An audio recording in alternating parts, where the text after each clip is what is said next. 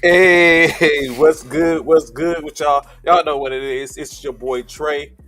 My man Bishop should be here in a second. We got should have Ron on. Y'all already know what's about to go down. It's E2G Sports Network presents First Formation Morning Sports Talk. So come on in and fall in with us this morning as we get to talking about what went on over the course of the weekend with sports, upcoming things, and all that type of stuff, and which y'all only hear it from the best from us. So come holler at us. Come on and fall in. We waiting on you. Come on, come on, come on. Let's go. Plenty to talk about. Plenty to talk about. I just knew I was gonna be able to come in here, talk that stuff, but unfortunately, it didn't end how I wanted it. But let's see if a couple of other people come and be here. We had a conversation over the weekend, and we was like, keep that same energy, keep that same energy. As you see already, some people in the comments because their teams won on this Sunday. What's good with Stanton? What's going on, Eric? Congratulations to the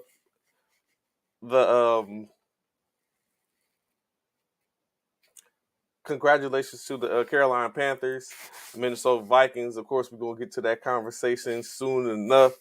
Hopefully, y'all still be around for it. It is what it is. Uh, keep pounding, bit. I mean, keep pounding. Let's say, I know, I know. I heard it all yesterday. Keep pounding. That's what's up. So we definitely gonna get to that shortly. Of course, a couple other things in which we'll be talking about. Hey, I'm just trying to see if certain people pull up. I guess not. He has to show up someday, in any case. But yeah, so a lot went up over the course of the weekend, particularly in the college football, in college, in NFL.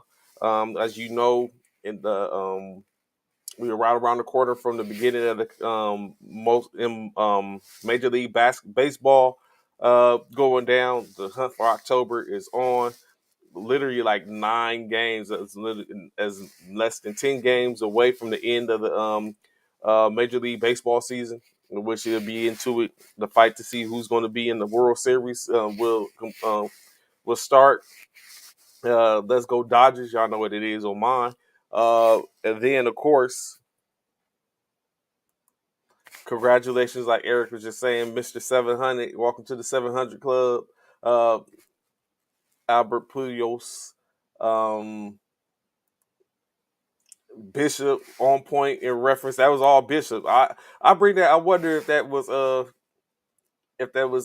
that was pre-precluded because he did say Taylor Swift and Rihanna, and then a couple of minutes later, a couple hours later, Taylor Swift and Rihanna is talked about, which they said Taylor Swift was just some was fodder, wasn't true, and then but Rihanna. So that was Bishop's complete. That's just gonna add to his mystique of him believing he's the GOAT when he probably read it somewhere. Nah, he or that what I'm saying, he's back on the in the sports division of the FBI. You're fed. Um, but yeah, so of course, like I said, plenty of stuff to talk about, conversate, and get into this morning. Um, so we should let me see, where do you want to start at? Give it a little time. So we get into this NBA conversation. Uh, Yesterday, of course, it came up. I don't know, Donovan, man. I don't know. Uh, He might not pull up. I don't know. He might not pull up. Just we'll see. We got 2 hours to sit for him to get here, and maybe he's watching and waiting on us to get past certain topics. I don't know, but we should see him. Hopefully, he's doing fine. Uh, like I said, I messaged him yesterday. Um, Once the rankings came out, and he didn't respond back, so he could be involved in some stuff, and saying things a little more important, bigger than sports. So we'll see. Of course, like I said, Giannis uh, had a conversation. He did some talking in reference to basically he came out to help. You know what? It's funny you say that, Lestanton, because I swear the year that USC lost to Texas, in the national championship, and I was in Fort Polk, correction, I was in Fort Hood, Texas, working at Freeman Dining Facility over in the 13 SC footprint. And when we lost, I came to late. I came to work a little late. I came to work a little late, and I guess I don't know if someone looking out or what was going on, but the day when I finally got to work, I decided instead of usually we go through the back door and come through the back of the kitchen and walk in, but I expected them to be waiting out for me. So I went through the door closest to my office, which was actually the front door of the facility. I went through the front door of the facility, and do you know that when I got into that office, everyone popped out of nowhere. They had Longhorn pictures of Longhorns printed out, um, Reggie Bush being tackled. It was all kind of stuff printed up and taped up on my office and everything like that. My office windows and everything. And when I came in, I saw as soon as I came in, I locked the door, and I couldn't get in fast enough to close my blinds before they was beating on the window, people giving Texas Longhorn signs and all that type of stuff. It was so Bishop is not gonna get that same type of treatment here, mainly, mostly, possibly, but I remember. I would never forget. You know what it is. But of course, like I said, getting back into the conversation where we just talk about a little NBA conversation to start off our morning. Of course, like I said, if we take a look at it, or if you haven't heard yet, Giannis Antetokounmpo basically um, came out and stated that he believes that Steph Curry is the best player in the NBA. He looks at it as currently Steph Curry is the reigning titleist, and until he just knocked off that perch, that he is the person. He was the reason for Golden State getting that W. This past it was this past June. I'm sorry. So he said he should has that claim to fame. Of course, if you was here when we just went over discussing and talking about the whole NBA championships and all the NBA top players, it was said that Steph Curry was number 5 in the NBA's top 100, while Giannis rolled the number 1 spot after being number 2 last year. Steph Curry was number 5 last year. So it's interesting now when I think about it, you put it all in a little bit more into perspective. You're telling me that the reigning MVP for um, the NBA Finals did not do enough. Excuse me. He did not do enough to move from where he was last year as number 5 when he almost single-handedly carried his team to a championship. He didn't do enough to move the needle. Is basically what is being said. But yet Giannis, who was number 2 last year, number 1 this year, has did enough. Even though he didn't win the title this past season, and he did enough to move up 1 spot when the reigning champion and champion series MVP didn't do anything. Mm, I guess it's all speculation. Yeah, he's extremely humble. True that. I would say that about Steph Curry. He is very humble. He's not going to worry about all that type of stuff. It's one of those things. He's definitely one of those players that lets his game do all the talking, and he's not going to be worried about that. But I don't blame him if he once it comes out, because sometimes it comes out or people do it for you. So it's bound to come out at some point, in which is going to be like, I don't know, like we say the disrespect, or is it it just is what it is. The man's a Hall of Famer, first ballot Hall of Famer, too easy. Um, he does, you know what I'm saying? That's just one of those things, a God given I think Eric you was talking about it before, when you look at God given talent and you know saying things in which people have to work at. And so when you start out with a with a certain talent, and slowly but surely, and you continue to work on it. I mean, I think that's what you get in Steph Curry. I was having a conversation over the weekend with Coach Uriah, in which we was talking about the top 5, and how Giannis is he's pretty good. I mean, we can't take that from him. But I think we start to get different type of prototypes every year, and we thought the mold was in it for the most part when LeBron was created. When you look at a person of his size and strength, able to move swiftly and do all the things which he's doing, you almost can presume that it was ended. That ended there. Then Steph Curry, you know what I'm saying, a shooter, dead eye shooter for the most part, you know, which is a couple of those in to some degree, um, with that type of clip. And then up comes Giannis, who is a slimmer version. He doesn't have the size of like a Shaquille O'Neal or but yet he's a slim, athletic player that is a problem. In which, and then you have even those in the Yod of Jokic, he's not as athletic as a Giannis, but he has all the tangibles that are there that of a playmaker, the ability to score triple double, almost a walking triple double, to some degree. And then you even have that starting to look at Luka, where Luka he almost to be in a mode of a European type LeBron. So then we was having a conversation, and I was like, the next breaking of the mold, in my opinion, is a Giannis type player that can shoot like a Steph Curry. And it's like, so after that, where do you go? That's just dominance. Like there's a in my opinion, there are a bunch of players that can be dominant in any way, form, or fashion, or a different form and fashions. But there's no one that just holds all those intangibles. And then, so yet remains to be seen. In which he brought up a couple of players, in which we're going to, of course, Chet Holmgren, one of them. In which it remains to be seen, like what do they bring to the table, what is going to be their ceilings, and where do you go from there, or will we have the next mode to where something new is seen or something that we haven't seen before.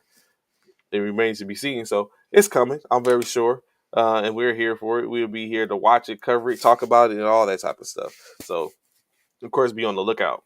Other NBA topics, conversation. Orlando Magic's guard Markel Fultz out indefinitely with a fractured toe.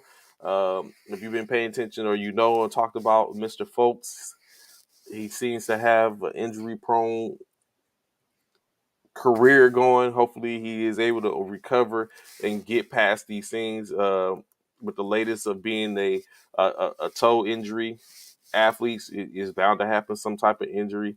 But Bolts is just those ones that consistently and continuously have things that continue to potentially derail them shortly when they're trying to get into that mold and that flavor and get into the game. You already know Markel Fultz's career started out with a problem, an injury that he overcome to where he was out a couple of years uh, for who was it, the Philadelphia 76ers. He never got a chance to play and ended up being traded to the Orlando Magic before he even recovered. Came back to the Magic and then had a recovery, and now here he is again. But of course, saying shout out Markel Fultz. We hope you a speedy recovery and get back on the court so we can see what you can really do. Uh, Going on in the Noya, baby, you already know. New Orleans Pelicans have signed guard CJ McCollum to a 2-year, $64 million extension that basically has him committed to the Pelicans through the 25-26 season. In doing that with the extension, they basically align him with being in the fold with forwards or cornerstones to the organization. Um, Brandon Ingram and Zion Williamson. Now he's currently due to make 133 million over the next 4 years, or 3 years. Correction, 2 to 3 years. So now you look at their big three, quote unquote, is Zion Williamson, C.J. McCullough, and Brandon Ingram. They have some good pieces, in my opinion, with Jackson Hayes, um, Alvarado, um, Valanciunas. So it's looking good in my opinion in New Orleans. I'm not mad. I'm looking forward to catching a couple of games, and maybe even talking with some of those players. So of course, to be on the lookout for that. Of course, to see maybe they make some noise. Possibly, we already seen the noise. I think they made noise last year as they took Phoenix to a 6 game when they probably shouldn't even have been in the series. It took Phoenix to 6 games, so uh, never know what that happened or what can happen. What else do we got? Let's go. This is what I want to have a conversation about. Forward, Phoenix Suns forward Jay Crowder is currently sitting out during the spring practice. So y'all know the NBA is less than 25 days away, due to start on the 18th of October. Um, What's good, Frat? What's going on? What's going on? What's Key? You will come in with the BS. You know what? Shout out the Eagles. I'll give you that, Key. Shout out the Eagles. 3-0. Even conversations of Jalen Hurts being a MVP candidate, a little presumptuous, but we'll give you that. So I'll give you that for now, Key. Shout out to the Eagles. Of course, we'll get to NFL conversation shortly, but I would give her that since she comes on being loud and obnoxious, as they said the Eagles fans are. So we'll give you 3-0. Fly Eagles fly. What's good, Anthony? What's good, man? How you doing? Glad to see you in formation. Glad to see y'all on formation. Much love, much love. So, like we was just talking about, Phoenix Suns forward Jay Crowder has requested a trade from the Phoenix Suns. Jay Crowder is due to make $10 million this year than his last year in Phoenix, but it's not like he's just making the money. He's going to be looked at like potentially to be re-signed or anything like that, or having the opportunity to really put on the show for anyone else looking to sign him.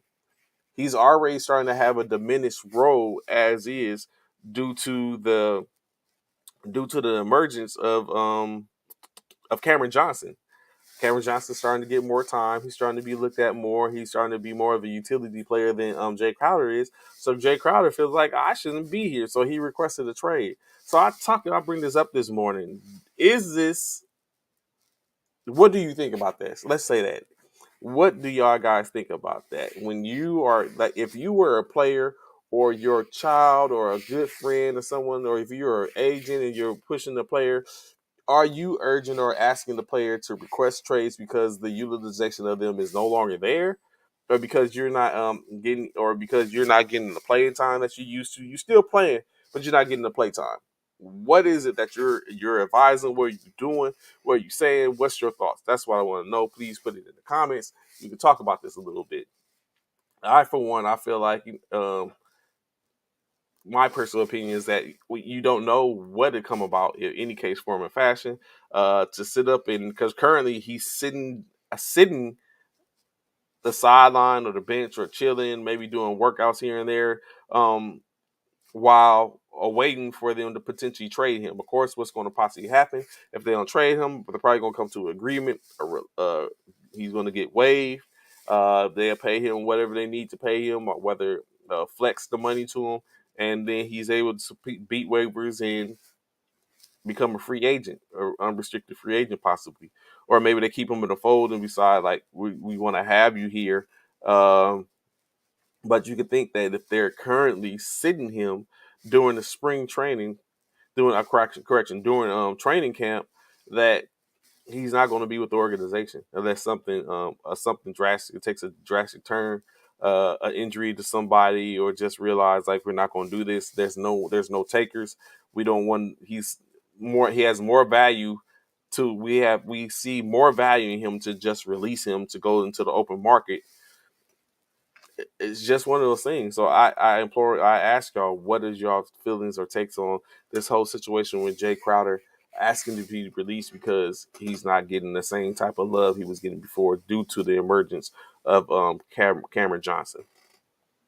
I'll give you a second to get in that before we move on because it was crazy. He even had a tweet in which, let me see his tweet. Jay Crowder's tweet stated, where's his tweet? Of course, he tweeted, "One must seek work where he is wanted, where he is needed. I am thankful for what the past 2 seasons has taught me. Now I must take on another challenge with the continued hard work and dedication. For those of you who closed the door on me, thank you. 99, back soon."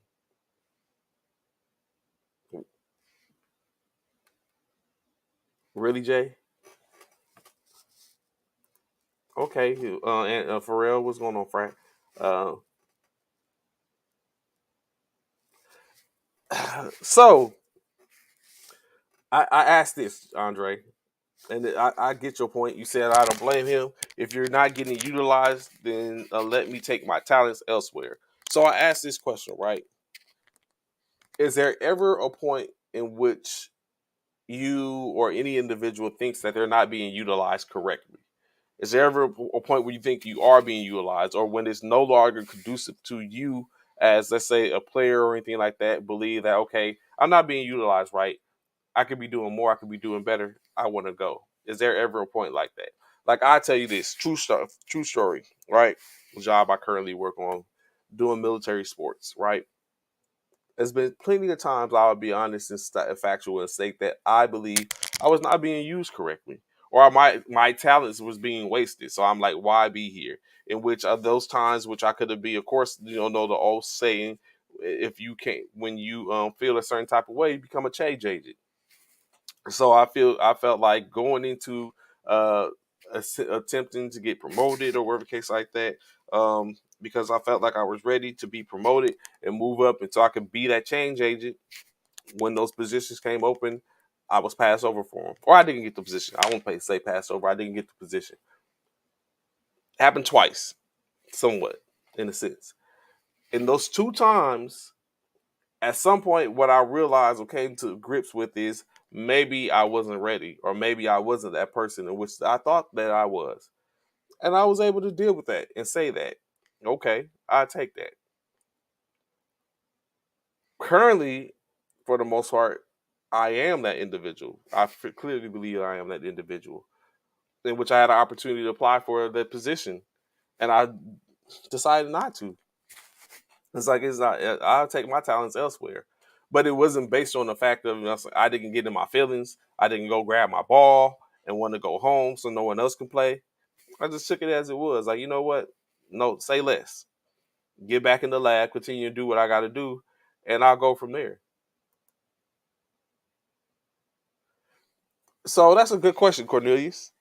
And yes, I believe it is. I think it still is. You still got to earn that spot that you get paid to do. Now, some people may feel like that because you get paid, shut up and play basketball or whatever it is.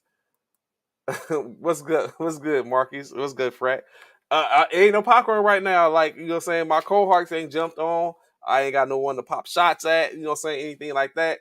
I was safe until San Francisco lost last night. I was safe until San Fran lost last night. So I have to humble myself a little bit. But for the most part, when we get to it, we're gonna get to it. Of course, we engage, full move, and engage. Uh, no, Donovan, are you sick? What is wrong with you, brother? That is not a straight up trade in any way, form, or fashion. Stop playing, bro. You must have been up early, because your mind ain't caught up with your body. Uh, but yeah, so I mean that's what it goes to. So to answer your question, going back to Andre and Cornelius and that topic, for me, I think it is a Facebook user. Who is this? I don't know. Is this Prodigy? Is this or Dante? Or whose Facebook user this morning, so I can make sure we address you properly. But yeah, so it's just one of those things like that. I just think that yes, if you're being like, at some point you have to realize like maybe I'm not that person anymore, and you need to shift your focus on your utilization or what you think your utilization is.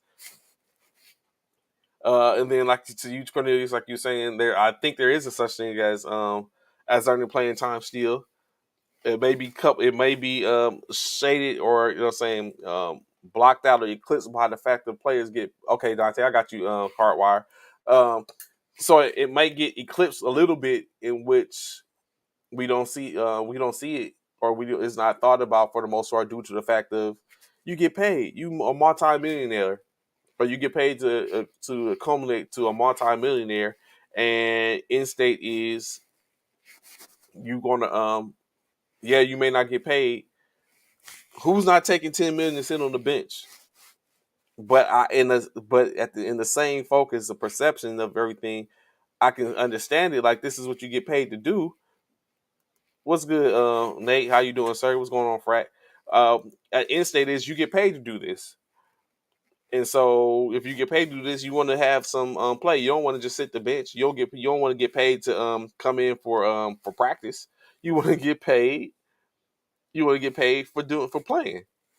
And so I can understand that aspect of it. It's like, yo, if you're not gonna play me, we can't all be like John Wall. John Wall for like a year and a half made millions of dollars riding the bench in Houston. Now he's in Los Angeles with the Clippers. True that, Marcus, but yes, me and you would. But if you've been playing a good amount of time, 6 to 7 years, you've been a player, you're not. You feel it. It might feel a different type of way. Like 10 million, I'm not worried. I want to play. I want to play for 5 million. Forget the 10. Riding the bench for 10. I want to play for 5 million. And it just depends. So yes, we would without a doubt. But NBA, I'm thinking of an NBA player who's already made millions of dollars. He wants to be a part. He wants to be in the fold, I would presume, and so he wants to make that money. So I can get that. I can understand that.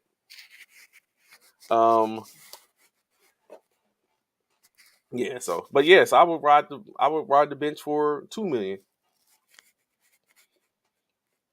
or the league minimum 400,000. Work my way up. What's up? What's up next? What's up next? So yeah. So of course we have that. Um, moving on, little moving on. 1 year overseas, then go overseas and become a monster. Next, you know, everyone you the LeBron of Barcelona or something like that. So yeah, it comes in different forms. Like it's crazy. When especially when it comes to the basketball, um, I engaged in a little bit in the basketball realm for about roughly a year, 2.5 years, and the things in which, and it's not the easiest, real talk. Like a lot of people have dreams and aspirations of moving on and getting into overseas gigs, and it's not as easy as someone would think. Like just because you could score a ball and play doesn't always give you that. I've seen plenty of people up and down my timeline that are still trying to get it. Of course, with the emergence of certain organizations within the U.S., you got the PBA by 1981. Of course, you have the ABA of yesteryear that's currently still going. The Basketball Association, the TBA, that are like semi or lower tier minor league, or they're called professionals, but they're like lower tier minor professional leagues. Then, of course, the creme de la creme is the G League, the NBA's G League. So, and then of course the overseas gigs and tours, in which has been plenty of them, which I try to me myself trying to get players a couple of overseas tours or put them on tours to go play where they could be seen by these organizations and possibly be picked up. You know what I'm saying? It went through that, and this is not the easiest, of course. And then, of course, what's good? Slow Jams, good morning, brother. How you doing? Um, so then, of course, you have other organizations. Shout out to the firm. If for those people who follow the PBA in 1981, the firm won their second PBA championship yesterday, 2 times in the inauguration. They won the first one last year, the one this year. So continue to their success. But yeah, getting back in. And of course, it's October. It's time for military basketball again to get started again. Of course, you're gonna have to reach out and talk to some of those people. The all service teams, get in contact with them, men and women. I look forward to having them on the show across the service, Marines, Navy, Air Force, of course, Army. And then of course in its own the MBA Military Basketball Association, they have plenty of stuff getting on. So hopefully be able to get Commissioner Myers back on as he takes a full role as the commissioner, and to engage and build that brand. Look at having him back on to tell us what's the latest and greatest going on for the Military Basketball Association, the National Military Basketball Tournament, of course, coming into play as soon. If you go to their Facebook page, you can see they have with a full slate, or we shared it on the First Formation Facebook page, a full slate of different tournaments and things in which players can get in, MWR supported sanctioned events that hopefully they can get in. So military basketball is getting ready to get started again. Hopefully we'll get more presence for the from the women's side of it. So y'all know where to catch us, where to talk about, so we can talk about it all. They can get into a couple of other things as far as basketball, the HBCU league that's getting ready to start up. I have to get Miss Meadows on to talk. Miss Meadows Clark to talk about that. Girl Shawana Jordan, women, women's first sports agency, have her on. Like we got a whole slate of things to bring on the people to talk to and reference when it comes to that round ball. So please be sure to stay tuned in and talk about it. So, but yeah, so all that going on. Let me see. Let me get into this. So of course, like I said, some things in which we missed on late Friday, Saturday, the college football, y'all know, in which I know a lot of people might came on for all to get the tea when it came down to as y'all know, Bishop ain't here, so I say it for him. Them Oklahoma boom Sooners weren't too victorious this past weekend. It's unfortunate, of course, but as we stated, we did come on here and state. I will say shout out to Richard Applewhite, or of course Wayne Walcott, as both of them were the opposition in which we talked about Tennessee. Uh, I was clean on believing that Tennessee was not going to be victorious over Florida, in which all that got turned around. Uh, Tennessee did end up being victorious, of course, getting the W over the weekend over the number then 20 ranked Florida Gators. Of course, if you go through the top 25 now, at number 25, Kansas State. At 14, at 24, Pittsburgh. At 23, Florida State. 24, Florida. 23, Florida State. Number 22, Wake Forest. At 21, Minnesota. At 20, Arkansas. BYU comes in at number 19 at 2-1. Oklahoma drops from number 6 to 12 spots to number 18. Bishop, where you at? Where you at? Where you at? At number 17, Texas A&M. Number 16, Baylor, still holding on. Washington moves forward to number 15. Ole Miss takes up number 14. Oregon, number 13. Number 12, Utah. See, now if Bishop was here, he would have some explaining to do. All that talk about the Pac-12. 4 teams outrank Oklahoma, Big 12 Oklahoma currently. Only one team outranks 3 of the 4 Pac-12 teams that are still in that's in the top 25, and that's Oklahoma State at number 9. But we'll get to them soon enough. Like I said, 12 Utah, number 11 Penn State, number 10 North Carolina State, at number 9 the aforementioned Oklahoma State, number 8 Tennessee moves up 3 spots, Kentucky moves up 1 to number 7. At number 6, USC moves up, and then of course the top five being Clemson, Michigan, Ohio State, Alabama, and Georgia. In which all that conversation we spoke about, and which the Ducks. I mean, correction, not the Ducks. I'm sorry. I'm looking at what Anthony put out. Um, Georgia expected to just run roughshod over the Kent State Golden Eagles. Kent State was like, put some respect on our names. It ain't going down like that. And they only end up losing by, 14, 17 points. Uh, uh, with Georgia getting the W 39-22 over a clearly outmatched 1-3 at the time, 1-2, 0-2 Kent State, and they were able to hold their own in that game to where for a second, I don't know, Georgia might have been a little worried. It might have felt a certain type of way. But of course, that 55 point, those kind of took away some of the points. At one point, they were almost in full secure of all first place voting points.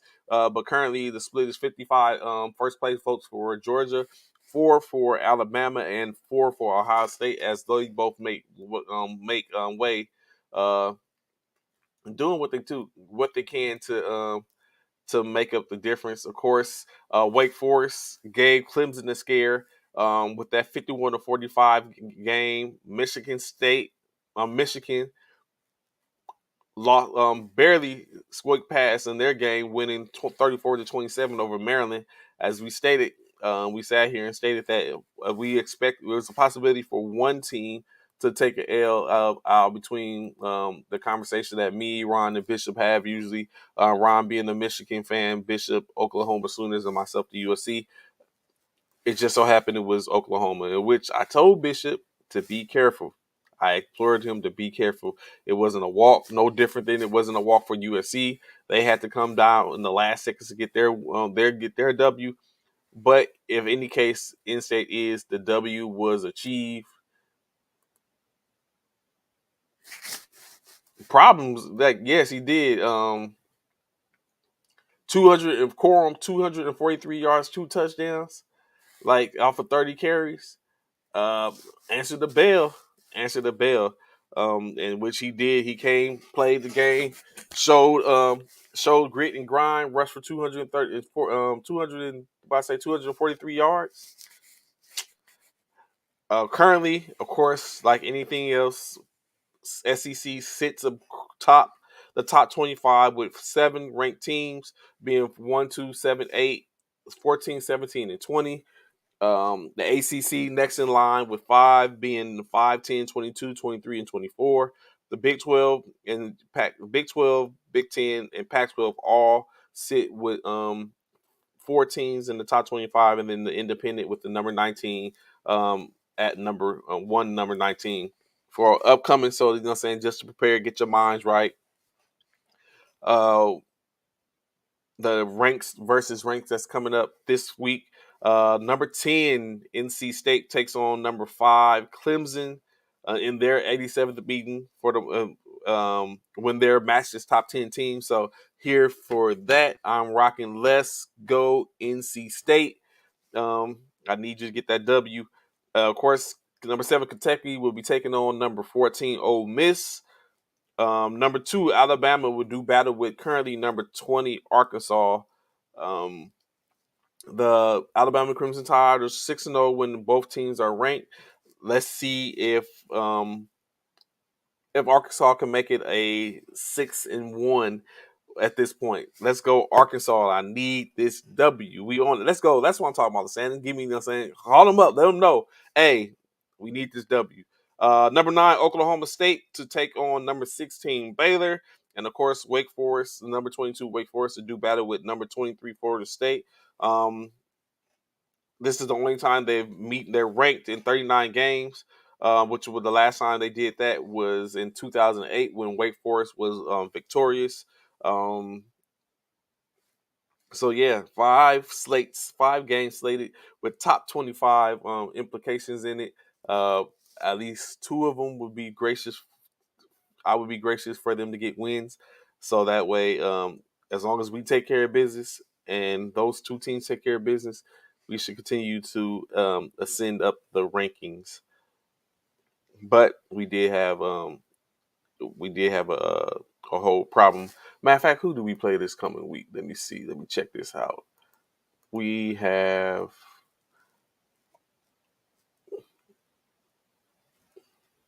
Arizona State. Arizona State. So let's go. I'm here for it. Let's go. If my counterparts are here, where's Bishop? Bishop, you know what? You can't run. We gonna talk about this. We definitely gonna talk about this. Unless you gonna stay off the show for the whole month, we gonna talk about it. Yeah. So it was a whole lot. Yes, I agree, Andre, I completely feel good about this particular week coming up. So I'm here for it. Number 5-0, and hopefully, if Arkansas could find it in their heart to will their way and take them out. Y'all don't understand. He is not going to answer that phone. He's not going to answer the phone. Oh goodness. Yeah, they're in the. That's very petty. That's very petty. So Andre, yes, they did, but they got a lot of turmoil going on and stuff like that. Edwards was just fired. They have allegations and stuff like that going against them where they're being investigated. So I'm very sure there's a lot of stuff that's not on the minds or that's being a distraction somewhat. It's just unfortunate that I'm urging them to be kicked while they're down for the pleasure of getting my organization or my favorite team into the top 25. But you know what I'm saying, it's just a part of sports. And you look forward to seeing how it basically ends up. Hopefully nothing bad comes of the allegations, not too much. But they are currently under investigation for some program wrongdoings. Interestingly enough, Pac-12, UCLA is second in the conference. As y'all know, currently the conference has disengaged from the whole North and South uh, in the conference, and the top two teams in the conference will face off for the Pac-12 championship. At this point, if it was starting today, it'll be a cross-town rivalry, just in the same up and down the highway, a highway rivalry where USC will face off against UCLA. Three teams currently undefeated in the Pac-12, that being USC, UCLA, and Washington. USC at the top at 4-0, 2-0 in the conference, and then of course UCLA and Washington, both 4-0 apiece, 1-0 in the conference. Utah, Oregon, and California are also undefeated in conference play. However, they all have lost a game. When Utah lost to Florida at the beginning of the season, Oregon lost to um, Atlanta. I'm not sure who Cal lost to, but I'm sure it was any one of like um, Oregon or anyone like Atlanta or Florida.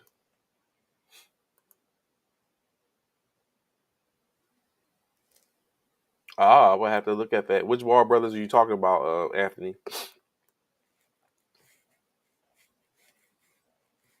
I'll catch that definitely. I'm very sure I'll catch it later. But yeah, so definitely more stuff to talk about when it comes to um, the NBA. College football. We'll catch it. We can all be here all this week. Get a chance to talk to Bishop and see what was his plans or what did he think went on or what happened in the game this past weekend. So moving in to the NFL's conversation, we full slate of games. We know there's a game tonight. Um, there'll be a game tonight, of course, with the Dallas Cowboys going over into or already in New York. Dallas Cowboys have an opportunity to go 2-1 and stay pace behind, trying to keep pace behind the Philadelphia Eagles. But of course, the New York Giants might have something different to say about that when they're currently undefeated. One of uh, one of two teams that are still undefeated, or correction, one of three teams that are still undefeated in the out there. The other one being Miami. We'll see how it goes, what happens.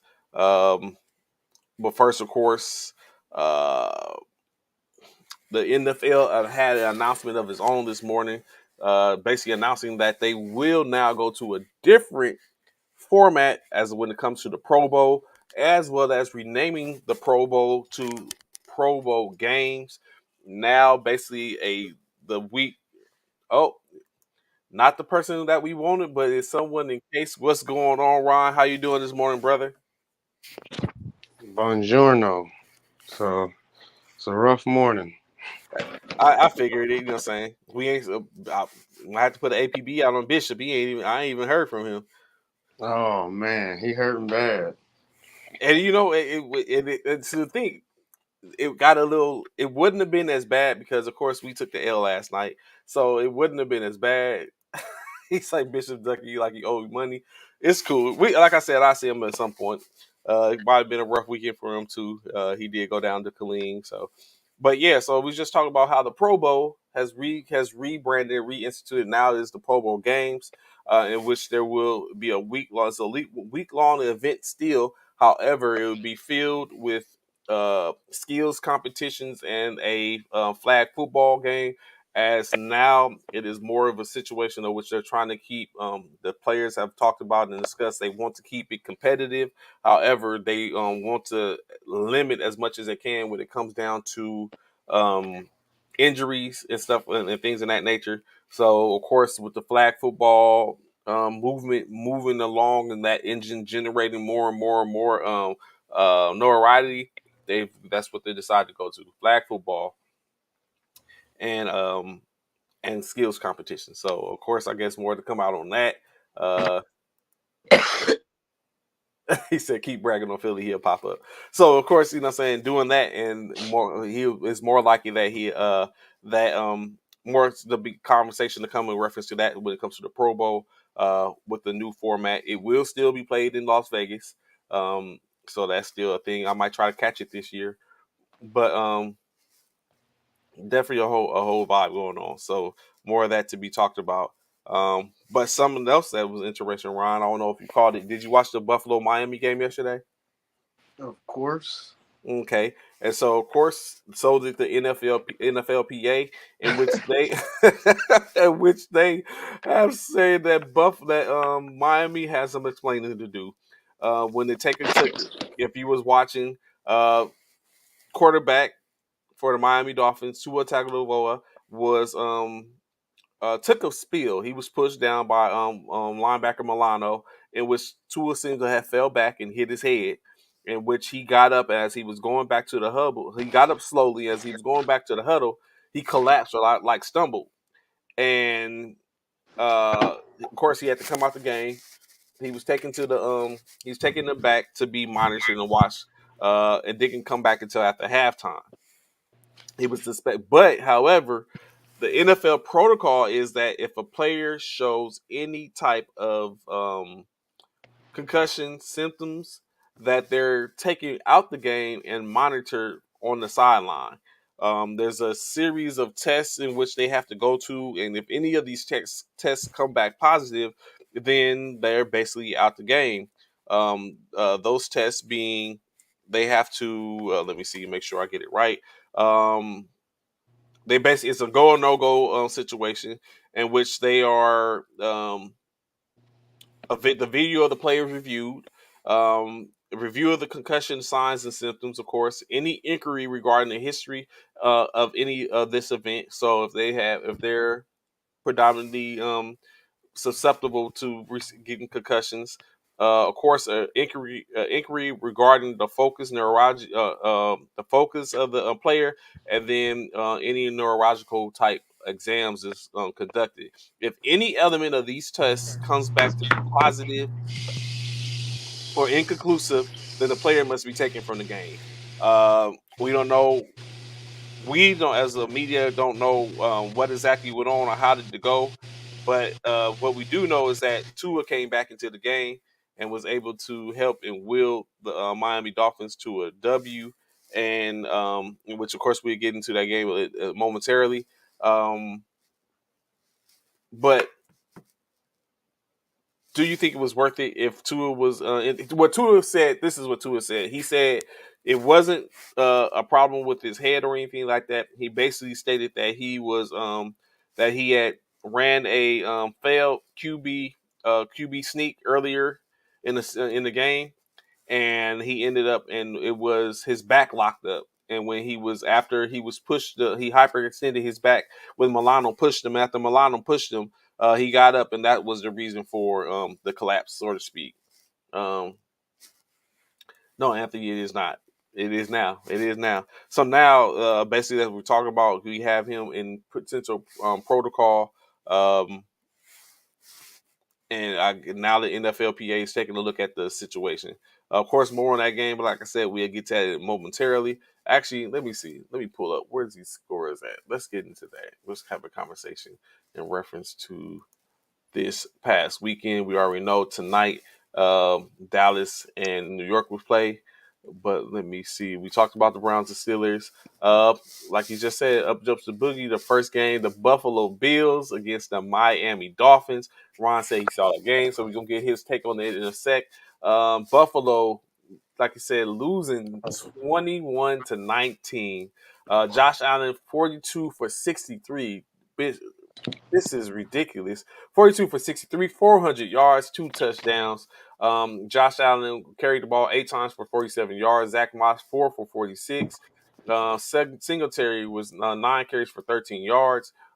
Receiving Singletary, 9 receptions, 78 yards, and a touchdown. Isaiah McKenzie was 7 for 6 with a touchdown. Stephon Diggs, 7 receptions for 74 yards. Um, yeah, 63 complete attempts. James Cook 4 for 37. Gabe Davis 3 for 37. Dawson Knox for 4 for 25. Ron. Additionally, in this game, I know Ron is a stickler for the stats that aren't being talked about. Was being said. For 40 minutes with the ball in their hands, and yet that was all they was able to produce. Let me give you Dolphins real quick, and then we'll get into your take on that. Tua Tagovailoa, 3 for 18, 13 for 18, 186 yards, 1 touchdown. Teddy Bridgewater 0 for 2. Chase Edmonds, 6 carries, 21 yards, 2 touchdowns. Raheem Mostert, 8 for 11. Jalen Waddle, 4 receptions, 102 yards. Tyreek Hill, 2 for 33. Durham Smith with 3 for 23, and River Craycraft 1 for 11. Ron, where did it go wrong for Buffalo? Ah, taking Miami lightly, as we Okay. all did. Um, they definitely gonna have to do some explaining for that Tua situation coming right back onto the field. Mm-hmm. Um, but I think it was just none of us was ready. We watched Miami get pounded by the Baltimore Ravens and then have that amazing fourth quarter. Mm-hmm. And I don't think any of us saw this happen. And that Miami Heat, I don't think the Buffalo Bills was ready for that Miami Heat. They The got again the elements. yeah, Miami sitting in the shade, relaxing on the sideline, and Buffalo's like, fellas, I don't think we in Buffalo no more. It's like an abominable slow man in the on a vacation in Iraq. Yeah, exactly. And this game was filled with muffs and bluffs. Mm-hmm. It was just an ugly playoff atmosphere game in week 3, and I'm here for it. Of course, in any case, this whole week wasn't good for us. Of course, as our picks are looking completely dismal at this point. I'm 5-10. Yourself and Bishop's both at 6-9. With one more game for the season, which we'll get to that pick later on before we end the show. Um, yeah, this week is this cramping, dehydrating.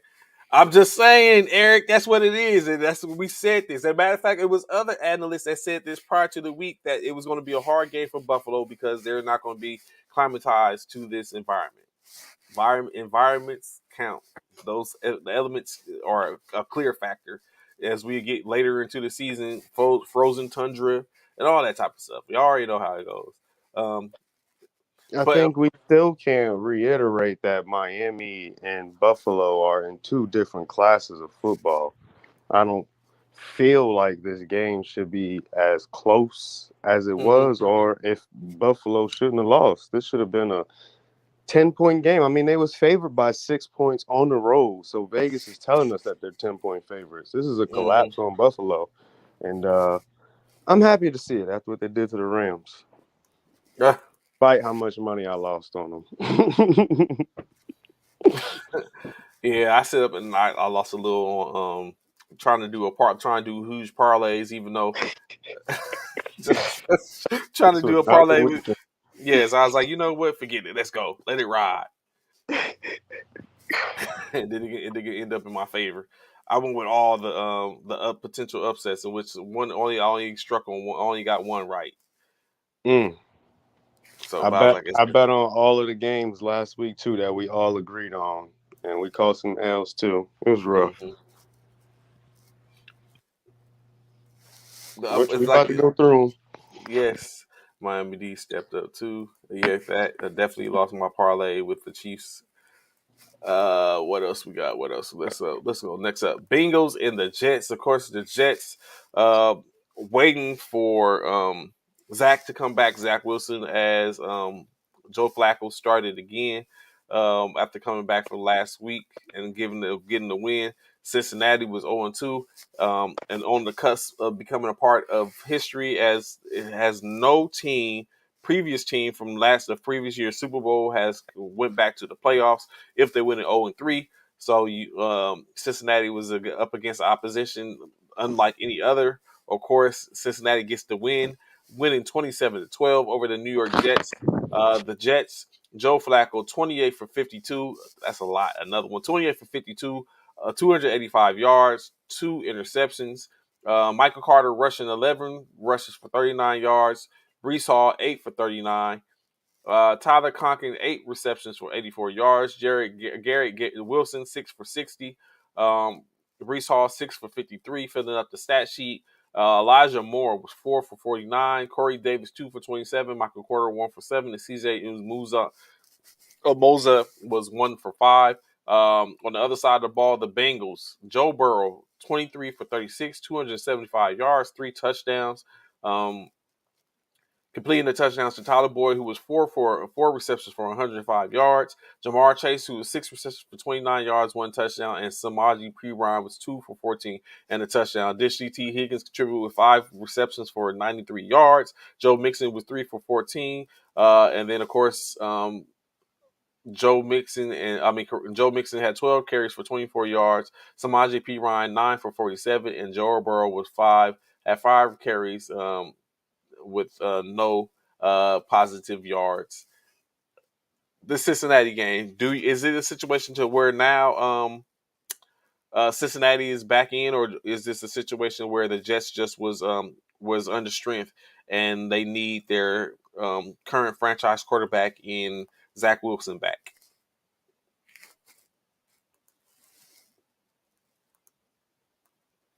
Ron, you muted. Oh, let me see. They might win 2 more games this year. I might have. Yeah, I'm here. Okay, okay. What The was Jets you just asking? is this a situation where the Jets beat themselves, or Cincinnati was just lucky, or Oh, them baby kittens finally woke up. Yeah. Joe Flacco finally showed us why he was not a starting quarterback in the NFL. a couple of people say Cincy is still in trouble. Of course, they Oh yeah, have an offensive line that's trying to destroy their future. he did look like he was running for his life. Like he was like there is problems. There are definitely problems in Cincinnati Shield. Uh, Moving on to the next game, last night, yesterday, the Raiders, Las Vegas Raiders, 0-3 Raiders. All the promises which we thought and seen, expected that we had with the Devontae Adams and Derek Carr connection. Of course, that's not disrespected completely. And understand that the plays still have to kind of like get gel, move around. No difference from me disrespecting Aaron Rodgers and saying that he was going to be a certain type because he has to gel with his players. He does not have a Devontae Adams talent. That does not mean that he can be what do we have here, ladies and gentlemen? Just creeping in through the back door, like I stated and said before. Just like when I tried to creep in through the back door when USC lost to the Texas in the national championship. It's not national championship, but however, you would think that it's a national championship game every Hold on, time they man. play. What you won't do is you won't change the narrative right now because it sounds like y'all talking about NFL. Don't try to jump to college football just Everybody, because I jump over everybody, there. Don't do that, everybody, Ron. everybody has been waiting for you, Ron, don't let Bishop. him do that, Ron. Ron, don't let him do Everybody, that, Ron. Ron's here for it too. Ron's here for Oh it my too. God, we're gonna need a couple of more hours. What's going on, WGO? What's good, y'all? What's good? What's good? What's good, man? How y'all doing, man? Hey, it's cool, man. We took a L, man. Yeah. Look, goodness gracious, it's a lot of opera. Everyone, What's it's like good? Oh, everybody waiting on me, huh? you would think Everybody that waiting on me. you would think that Nia Long cheated on you the way they talking right now. Goodness, What's what's going good, on? Nathan? What up? What up? What up, ISO? What's good? Big L. It wasn't a big L, man. That's the It was thing. like we said. We expected at least one of our teams possibly was able to win. It wasn't no slouch games Yeah, this week.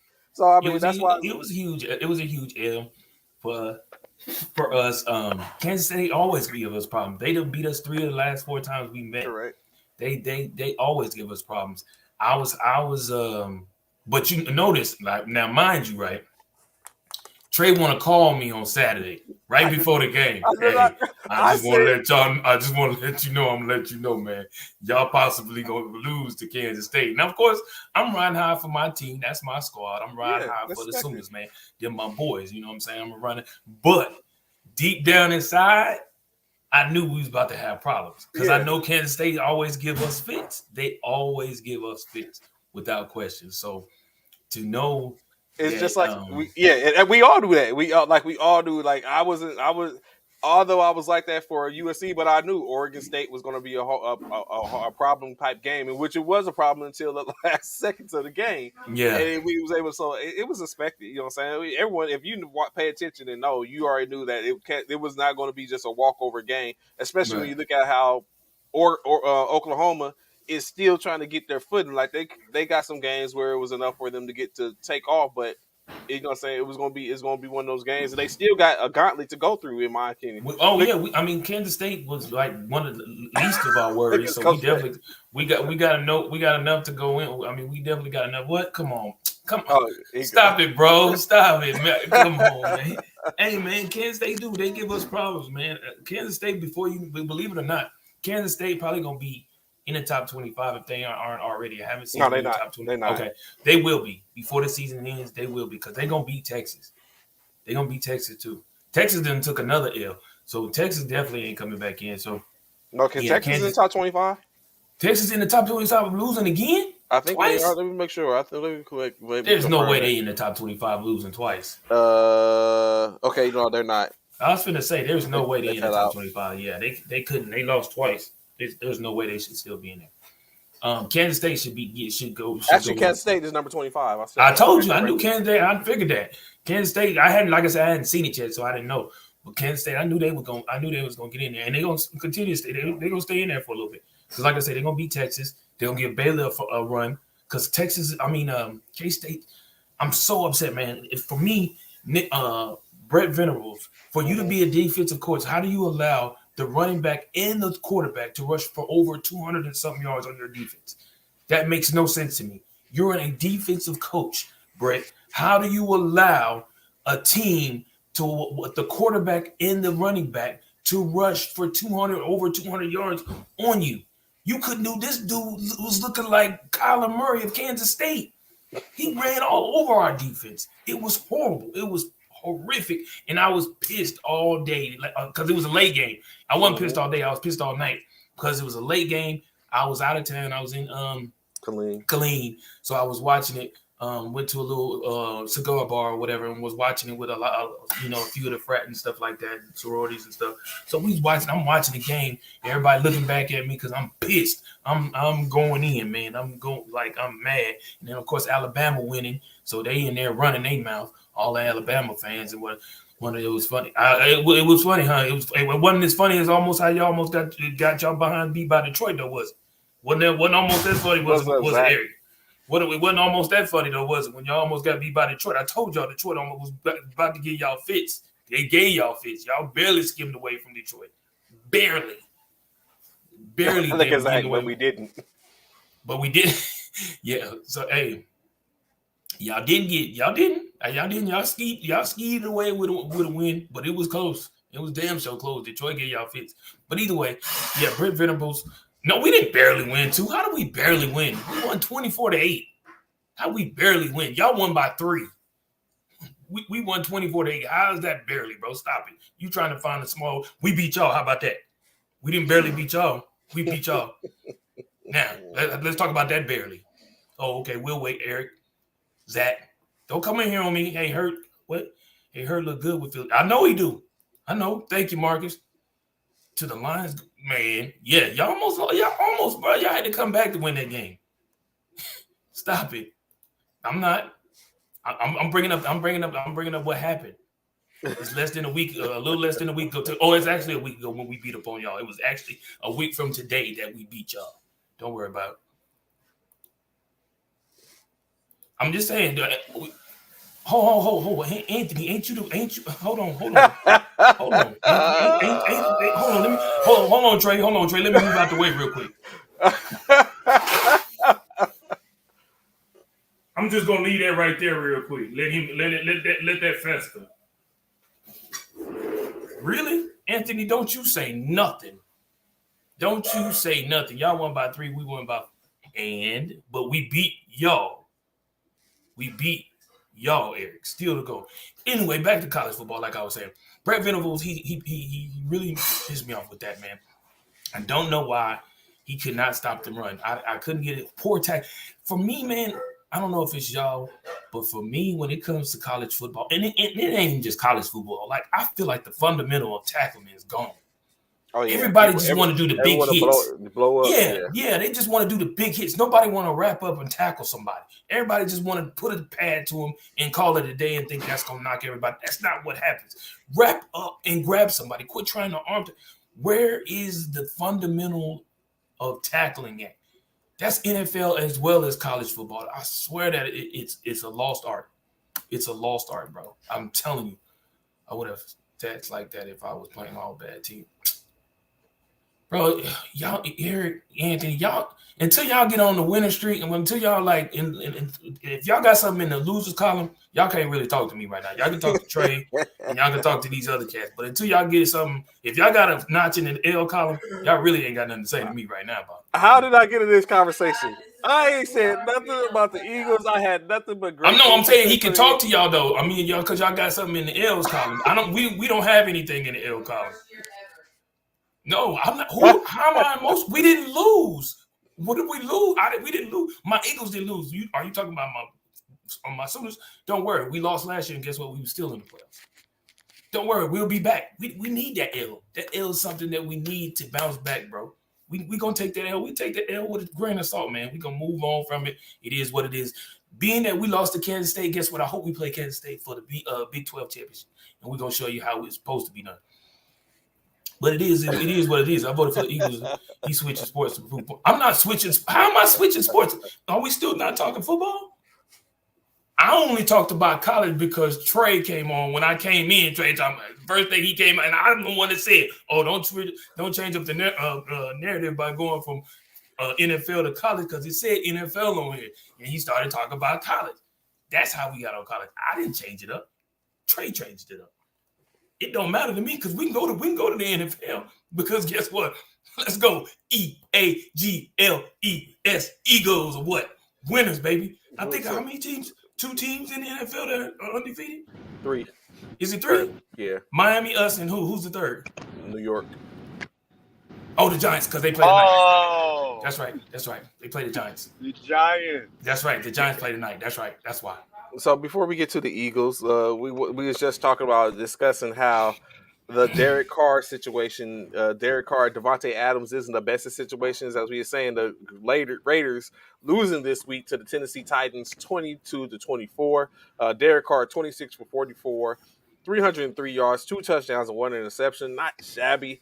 Josh Jacobs 13 carries for 66 yards. Brandon Bolden 3 for 17. Carr 2 for 17. Mac Hollins was 8 receptions, 158 yards, 1 touchdown. Foster Moreau 3 for 44. Devontae Adams 5 for 36 with a touchdown. Josh Jacobs 5 for 31. Darren Water was 3 for 22, and Keelan Cole 1 for 12. The Titans, however, Ryan Tannehill 19 for 17 with 264 yards, 1 touchdown, 1 interception. Derrick Henry 20 carries for 85 yards with 1 touchdown. Dontrell Hilliard was 2 for 14. Traylon Burke was 1 for 8, as well as Ryan Tannehill carried 4 times with 2 yards and 1 touchdown. Robert Woods 4 receptions, 85 yards. Derrick Henry 5 for 58. Nick Westbrook 3 for 40. Dontrell 1 for 30. Jeff Swain 3 for 19 with a touchdown, and Austin Hooper 2 for 19. Lastly, Traylon Burks 1 for 13. Is this any type of indication of what the Raiders will be going forth, or is it just they still need time to gel together, gentlemen? Oh, Bishop just left. Ron? Wow. The Raiders.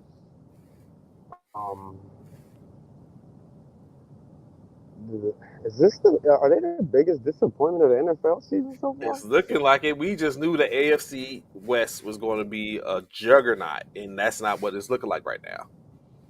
Right, they're looking like the kitty cats. Mm-hmm. And I feel like they owe our division some apologies, despite y'all horrid Monday night loss. Seahawks won, didn't they? So we're gonna have to give the juice back to the NFC West. But the Raiders, ooh, y'all might as well send Devontae back to Green Bay. What are we doing here? It's like messing up Trade a him great. for Lazard. I think when it comes to their offense, Derek Carr has the Devontae mindset where he is, I got to get it to Devontae. And I'm not seeing the same Waller that I saw last year.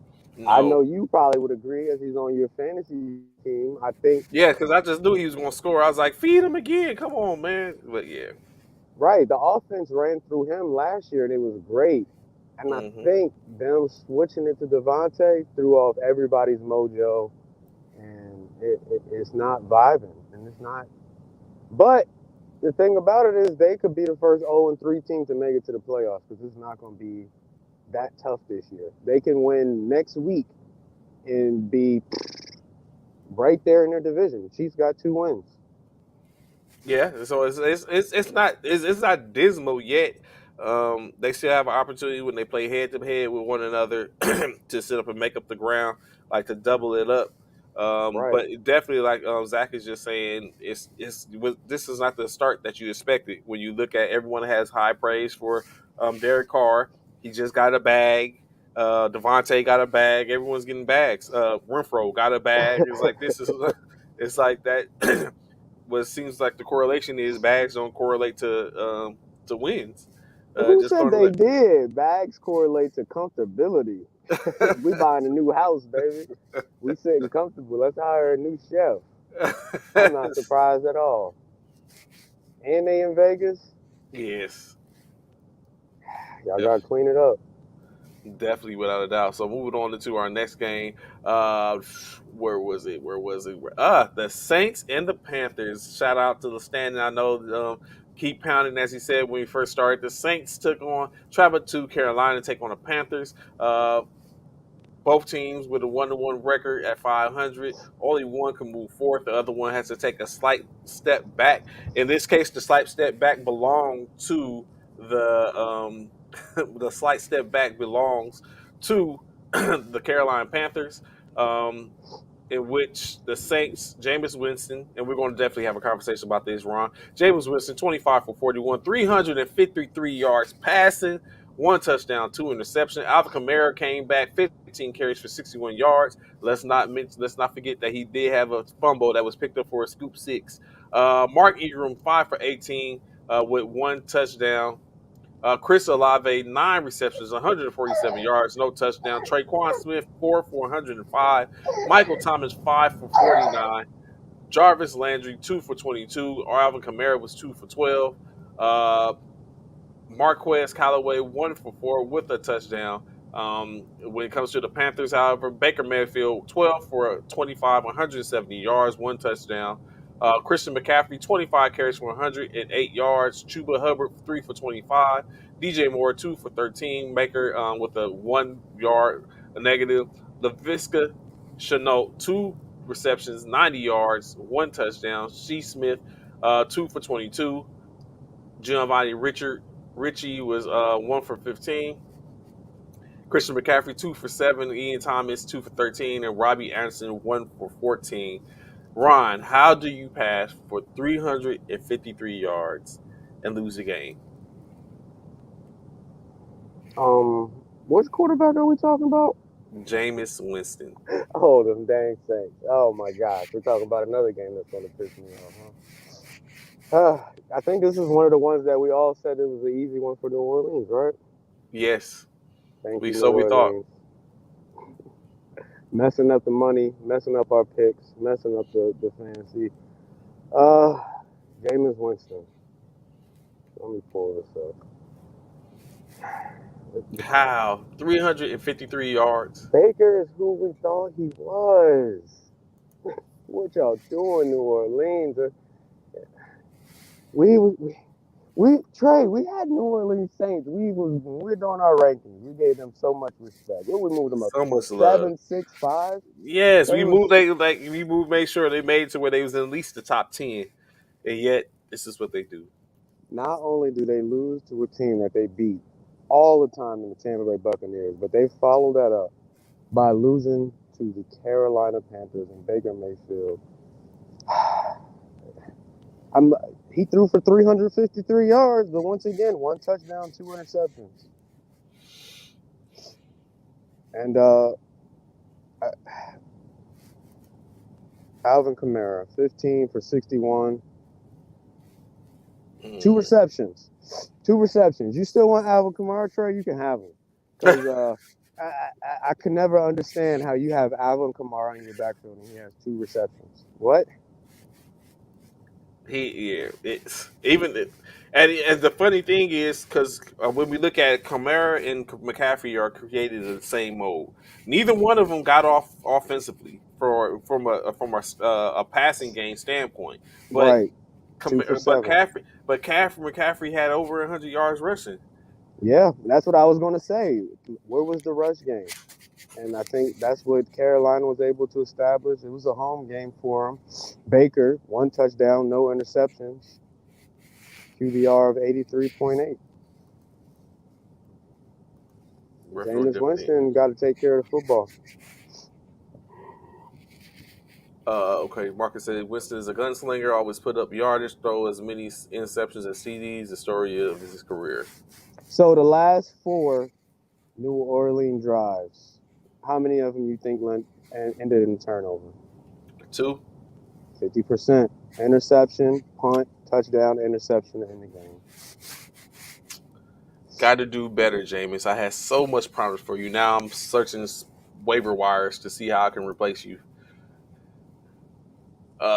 And watch, as soon as I replace him, he's gonna go on a tangent. He Next has the game. weapons. He should He be going does. on. This is an For real. indictment. I hate to say it. This is the last starting year for Jameis. You got way too many weapons, man. This is unacceptable. This is unacceptable. Saints, get the Aints bags out. Get them out. Next game, of course, the Baltimore Ravens faced off against the New England Patriots. The Patriots currently looking at a injury to their franchise quarterback, Mac Jones, as he is sustained what is presumed to be a high ankle sprain. Mac Jones, 22 for 32, 321 yards, 3 interceptions. Ramondre Stevens, 12 carries for 73 yards, 1 touchdown. Damian Harris, 11 for 41 with a touchdown. And Mac Jones had 5 carries for 31 yards and a touchdown himself. Devontae Parker was 5 for 156 yards. Kendrick Bourne, 4 for 58. Nelson Aguilar, 2 for 41. Stevenson with 4 receptions for 21 yards. John Smith, 4 for 25. Henry, 1 reception for 8 yards. Damian, 2 for 5. Other side of the ball, Lamar was doing his thing. Not a huge output, but in any case, 4 touchdowns on 18 for 29 passing, 218 yards with an interception. Also, another game, 12th game of his career with 11 carries for 107 yards plus a touchdown. Justice Hill, 6 for 60. J.K. Dobbins making his return back, 7 carries for 23 yards. Mark Andrews, a huge recipient. Shout out to Mr. Andrews, 8 receptions, 89 yards, 2 touchdowns. Rashad Bateman, 2 for 59. Devin Duvernay, 2 receptions for 25 yards with a touchdown. Josh Oliver, 2 receptions for 8 yards with a touchdown. Patrick Ricard, 1 for 12. The Ravens did it from a whole bunch of different angles. A steady dose and blend of passing and rushing. I would say, was this just a display run of what Baltimore does, or was it a situation where it just came out to be New England wasn't ready and wasn't ready built for this matchup? Okay. Uh, Ron's not there right now, so of course, saying that's basically what it came out. In my opinion, that's what it basically came out to be. They wasn't built for it. Um, what up, Coach Dante? Good to have you here, brother. Uh, uh, it's just one of those situations where definitely Baltimore was favored. They were high. They were bigger. New England was overmatched. Obviously, he wasn't ready. That him being in Mac Jones. Um, it's not like last year. I guess it's one of those situations. Definitely, when you look at it, he's a player now. Everyone's had a year to look at his game tape to see and have an understanding of build and see what his trends and everything are, what he does. Now, basically, it's being put into the game plans. Now, Baltimore 2-1, New England 1-2.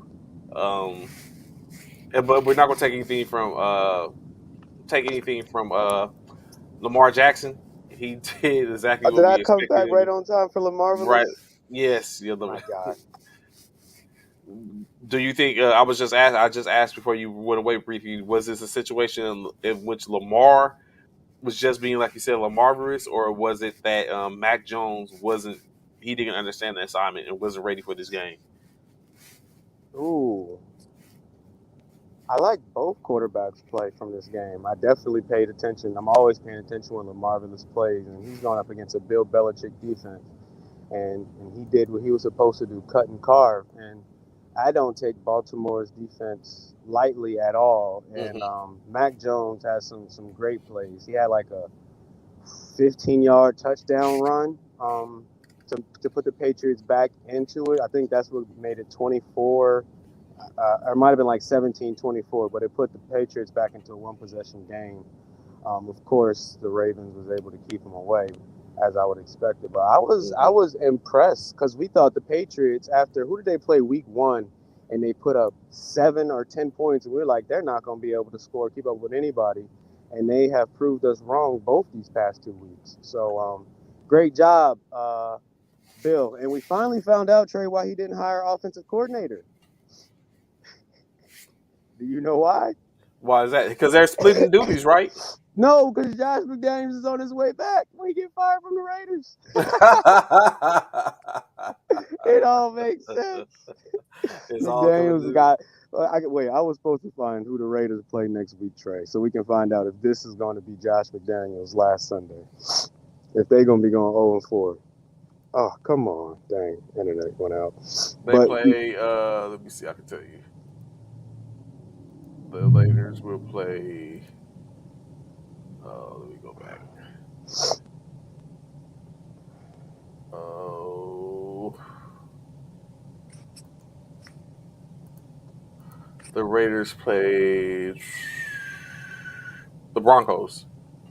ooh. Their second division one, too. This is yeah, I don't think I have to tell anybody in their organization that this is a playoff must-win now game. Oh yes, they got to keep. Can't let it get too far ahead of them. Oh, okay. So moving on. Next game. Let me make sure I keep it in time. Okay, yes, 34 minutes. So next game, of course. I could say, you know what? I would say this, and I would say this right now. I believe in the Detroit. It's teams I'm starting to believe in this year to get the job to make a little noise. One we're about to talk about in the Detroit Pistons, although they lost, and the other one is the Atlanta Falcons. But of course, the Detroit Both shocking Pistons, losses. the Detroit Pistons, of course, the Pistons, Detroit Lions. You called it. I was gonna rock with it. I was like, I love it. We The go with the Detroit Pistons. Lions faced off against the Minnesota Vikings yesterday. I know Eric is going to be lit in the comments. Jeez. Minnesota got the W, 28-24, but it wasn't a Lucky, cakewalk. man. Lucky. They looked up. The The Lions, Jared Goff, 25 for 41, 277 yards, one touchdown, one interception. Jamal Williams, hard rushing, 20 carries for 87 yards, two touchdowns. DeAndre Swift, 7 carries for 31 yards. Craig Reynolds, 6 for 13. Josh Reynolds, 6 yards, 96 receptions, 96 yards. Amon Ra St. Brown, 6 for 73. DJ Chart, 3 for 46. Jamal Williams, 2 for 30. TJ Hawkinson 3 for 18 with a touchdown, and DeAndre Swift 3 for 15. We look at the other side of the ball, the Stop it, Vikings. Eric. It was The not no easy Vikings game. Stop it. 24 for 41, 260 yards, two touchdowns. Dalvin Cook, 17 carries with 96 yards and a touchdown, although he did leave in the second half with a shoulder injury. Alex Madison, 7 carries, 28 yards, and one touchdown. Kirk Cousins, a -1 yards rushing. KJ Osborne, 5 for 73 with a touchdown. Adam Thielen, 6 for 61 with a touchdown. Irv Smith, 2 for 32. Justin Jefferson, 3 for 14. Another lockdown game. And so that means now help me out, Trey. Because when we was talking about receivers the other day, Justin Jefferson was where? Now I'm Oh yeah, sure he definitely fell off. Yeah. he should have fell off because I'm sure AJ Brown, as well as who I said, Devontae Smith. Okay, okay, let's talk about it. I'm ready to talk about it, and as much as I love the Eagles, this is an undisputed number one wide receiver in the NFL, ladies and loyals, and we all know who that is. Undisputed? Who's the undisputed number one wide receiver in the NFL right now, Ron? Did Trey leave because he knows it's not Debo? It's Cooper Kupp. It's Cooper Kupp. I give you that. I can't knock you. Yeah, it must be Cooper Kupp. Oh my bad. It must be Cooper Kupp. He said you left because you thought Debo should have been it, and it wasn't Debo. That's what he said. You left because you. Oh, really? That's what we do. He said it because the double T. Oh my God, bro! If you that dude, there's no excuse, bro. If you that dude, I don't want to hear that, man. This is 2023. We in a passion league, Bishop. Don't nobody want to hear about no double team. That part, Ron. Tell him that part, Ron. Stop it, bro. Hey, you got no more way. excuses than a little bit, bro. Stop it, Eric. Stop it, bro. And y'all fooling around, these Saints might get a hold of y'all, bro. These Saints might get a hold of y'all. But go ahead, it's. Whew, Justin Jefferson. That's 2 games in the. Is it 2 games? shutdown games. 2 games. 2 games. 2 shutdown games. Not looking too. What you I say, Anthony? Anthony, what you say? Couple gets double team and he still get charged. What you say, Anthony? I don't think say it for the people in the back like Eric so he can hear you. Yeah, that part. They find ways to get Cooper Cup the ball, whether they running the ball with him or something. They gonna find ways to get Cooper Cup the ball. They trying to make sure he gets a 2-time Triple Crown winner. You ain't lying. He is Morning. easy. Uh, in any case, you know what I'm saying, it's just one of those things. But Minnesota won. Instead, we got a 2-1. Y'all face off, like Eric said, they face off against New Orleans next week. They might run into a buzzsaw. Just be leery and be prepared. I'm What not time is saying that? What time is anything. that game? What game? Next week's Oh, Minnesota. Saints Minnesota versus. Hold on, I'll tell you right now. Minnesota. As long as Oh, it's not it's early. Ooh, okay. they play 8:30 in the morning. Vikings all day. Are they playing? Ooh, They playing they must be playing England. overseas. Yeah, They they must playing be it. because it's 8:30 in the morning game. This is our first Yeah, it's in 8:30 in the game. morning game. It's 8:30 in the morning They've Sunday. arrived. Yeah, that's that's gonna. Ooh, That's the worst for me. Football starts at 9 a.m. For this game, I got to get up at 8:30 like in the 5. morning. 8:30. I'm assuming that's my time. So 8:30 in the morning. Overseas, yeah, it's an overseas game. So 8:30. So they leaving early. They probably leaving within the next couple of days for that game. I would have just went right on the flight to there. Now and practice there all week. Because Yeah. some. Hey Ron, we know some teams can't play in inclement weather. You talking about the Buffalo Bills? No, They were too. The Buffalo Bills. They did say that. They did. Mhm. That was a dumb excuse on why they got beat. But we'll get to it. Go ahead, Trey. Finish up, man. My bad. Go. No, I was just moving on to where you probably wanted to go next. Oh, that part. That's why I said go ahead and finish up. I want you to go ahead and finish up.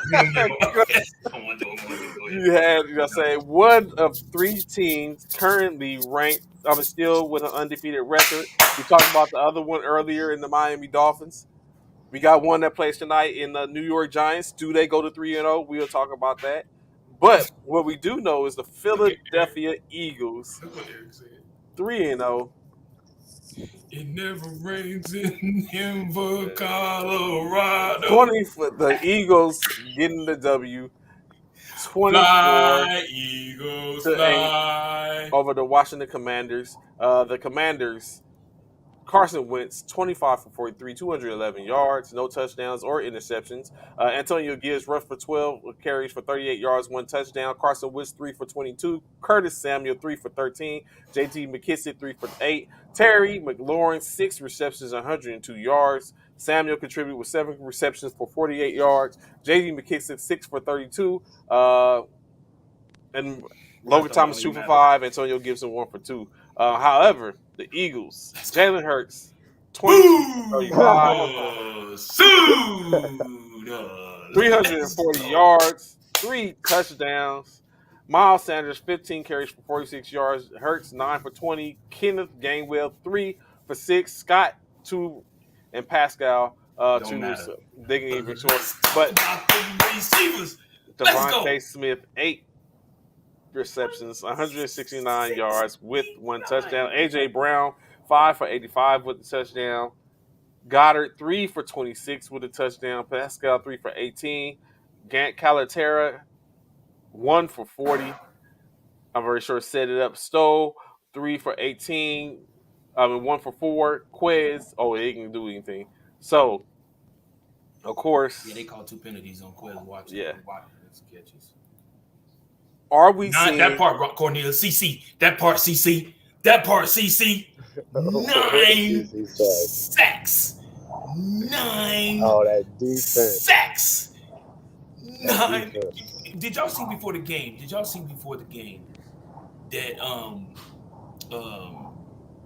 That what's his name? Hold on, I'm finna tell you. Fletcher Cox was talking to Carson Wentz before the game. And y'all seen a bunch of smiles, but and we didn't hear the actual conversation. But I'm sure Fletcher was like, to his in the back of his head, he was probably saying, "Bro, I'm coming for you. I know how you play. You like to hold the ball too long. We saw that when he was here in Philly. So with that being said, I'm about to take you down. I'm about to take He you said, Carson, you still out here playing like you a linebacker or what? down. And I think Fletcher was in on like two sacks, I want to say. Oh, he 1.5. He had 1.5. And Fletcher Cox had 1.5 sacks. So he was but 9 sacks. That's the most Carson Wentz has been sacked in his whole NFL career. Jeez. 9 times. 9 times. Seems a little personal. I love it. You knew how I felt. You knew it felt so good to me, man. Especially after my Sooners loss on Saturday. That felt so good to me to see Carson Wentz get sacked and us to bomb them boys like we did. I loved it. I loved it. I got a public announcement. Yes, Uh-oh. please go ahead. Of course, I am a Rams fan, but I love these Eagles. And unfortunately, that's where I'm from. So when I get on social media, that's all I see is crazy Dirty Bird Gang fans and Eagles fans. Yes, you too, Bishop. I have to say this. Let's act like we've been here before. You're right. I've said that plenty of times. We won 3 games and we have lost none.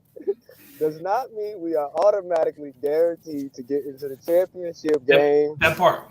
Don't mean we should just start talking beneath everybody in the league, because we will kick ourselves in the butts. We do it all the time. So let's act like we've been here before. That's right. Act like grown-ups on this championship ride the Eagles are clearly about to go on. That's right. Let's go. It's looking. I will give y'all this. It's looking very, very bright in y'all future. Okay. It is. My next statement, Bishop, you're gonna love this one. Shout out Cody Schwartz for this tweet. The Eagles are projected to be $35 million. Bishop, how many players you get with $35 million? Under the cap for 2023. They have 2 upcoming first-round picks. They just found their franchise quarterback. They have A.J. Brown, Devontae Smith, and Dallas Goedert. Something special is brewing. Bro, that's all we got to do. That's it, man. Now, I will agree with this statement in which Eric says another game the Eagles didn't score in the second half is something to worry about. Now, I will say this, right? Nick Sirianni, he still, in my opinion, Nick Sirianni still makes bad decisions in certain areas. We took a safety that we should never have taken. Them 2 points in which that Washington got, those were 2 unnecessary points that we gave away. There's no way in your right mind that you are on your own 1-yard line and you have a bunch set. It ain't even a bunch set. You have 2 tight ends, 1 wide receiver lined up in the on the out, and you got a running back. And then you mean to tell me you don't think you're running the ball? They sit everybody after us on that play, and we ended up giving away the safety. Nick Sirianni, I need you to dig deeper, bro. I know that you're a quarterback coach, and it surely shows that you're a quarterback coach. It surely shows that you're all about passing, because you have no type of running plays that are successful in your head. You picked the wrong time to run the ball versus the wrong time to pass the ball. When we should be running, you want to pass. When we should be passing, you want to run. You do dumb things, bro. You do dumb things. Your play calling is obsolete. It's crazy. So to answer your question, though, Eric, I am worried, because you're right. That's 2 games in a row that we did not score not 1 point in the second half. Second half, we got to be able to. But this is why I say this, Ron, and this is why I'm worried. There are going to be teams where we're not going to be just able to win first quarters and not be able to come back in the second half and not be first half and not be able to come in the second half and not score points and win games. That's not going to work. That's not going to work. We're not. We're not going to be able to do that against a Dallas team. We're not going to be able to do that against the. We're not going to be able to do that against the Dallas team and a lot of other teams in which we're facing. We have to be able to close out. You can't score all your points in the first half and not be able to score nothing in the second. So my question for you, Bishop, devil's advocate, isn't this a good thing? Like, I'm an avid Madden player. When I go up 21 points on somebody playing the game, we in the third, fourth quarter, I'm like, you ain't quit yet? Like, the Commanders was still trying to play football yesterday. they get bored. Let's run the ball, milk the clock. We ain't really trying no more. This is But see, them. this is I feel where you're coming from, Ron, right? But mine, see, and I think Trey and I may feel the same on this. I'm the type of coach, and I've always been this type of coach. Play to win, don't play to keep the lead. I'm always been the type of coach and player. Play to win, don't play to keep Right, the lead. right. I feel I get it. We was up 24-0 in half. They're I got they're that. young. I got that. But at the same time, I feel like the thing about it for me in the second half, because I watched that entire game, the thing about for me in that second half is the fact that we couldn't move the ball. We moved the ball. We got the. I mean, we got the ball. We got the ball. Start of the second half. I think we got one first down and then we punted. Like, come on, man, put points on the board. I don't care. You know what? It's cool, even if we don't score touchdowns. But can we at least get in field goal range and score and knock down some field goals? You know what I'm saying? Let's still Move the continuously ball. move the Yeah. ball. You know what I'm saying? Let's move the ball. Let's, again, when it's all said and done for me, I don't play to keep the lead. I play to win. And when it's all said and done, you have So to we play to got win four. for me. We got 4 plays punt, 5 plays punt, 3 plays punt, 1 play safety, 6 plays punt, 6 plays in Yeah. return. Yeah, That's not yeah. good, bro. Not a That's single not good first to me. down. Not a single that part. See? That right there bothers me. That does concern me. That concerns me a lot. But we'll take the dub Of course, Eagles move. Of course, hold slow position unless New York is able to get a W tonight. tonight. Mm-hmm. But they hold position, firm position of the NFC East in their hands. Moving on, going back to the NFC West, AFC West. The Kansas City Chiefs 2-1 took on the Indianapolis Colts. Now 1-1 as the Colts got a surprising win, winning 20-17. The Chiefs, Patrick Mahomes was 20 for 35, 262 yards, one touchdown, one interception. Tiny Thompson got in for his with one attempt. Patrick Mahomes 4 carries for 26 yards. McKinnon 7 for 20. Isaac Pacheco 3 for 9. Edwards Hilaire 7 carries, no yards, but he did get a touchdown. Travis Kelce was 1 for 1. Michael Burton was 1 for 2. Juju Smith-Schuster 5 receptions, 89 yards. Travis Kelce 4 receptions, 5 for 58 yards, one touchdown. Marquez Valdez-Scantling 4 for 48. Hilaire was 5 for 39. Noah Gray 1 for 26, and McCole Hardman 1 for 2. Opposite side of the ball, of course, the Colts, Matt Ryan, 27 for 37, 222 yards, 2 touchdowns. Jonathan Taylor was 21 carries for 71 yards. Naheem Hines, 3 for 7. Matt Ryan, 3 for 4. Michael Pittman Jr., welcome back, 8 receptions, 72 yards. Alec Pierce was 3 for 61. Naheem Hines, 5 for 23. Jalen Woods, 2 receptions, 13 yards, 2 touchdowns. Paris Campbell, 2 for 10. Mo Ali Cox 3 for 9. Woods getting the last go-ahead touchdown to get the game. Kansas City 2-1. Indianapolis Colts 1-1. Gentlemen, what did you think of this game? Did you catch it? Oh, Bishop left the game. I'm sorry, Ron. This game was it? Chiefs can't believe the Chiefs played so badly. It's like the Colts had their playbook, fired the kicker. Coach your ride with the Bears. We get to the Bears in momentarily, Coach. Uh, but yeah, so I think it's looking like this season. No one is safe in this season. It's only a couple of players. I mean, a couple of teams right now, in which we can't even necessarily. I'm very sure when we get to our picks for tonight's game, we can't even necessarily say that even with the New York Giants are safe. Of course, the Kansas City wasn't safe yesterday. Everyone's susceptible to a breakdown one way or another. 35 attempts, 15 incompletes, basically, with the interception. Is there anything to worry about for Kansas City, or was it just a one-off situation, you think, Ron?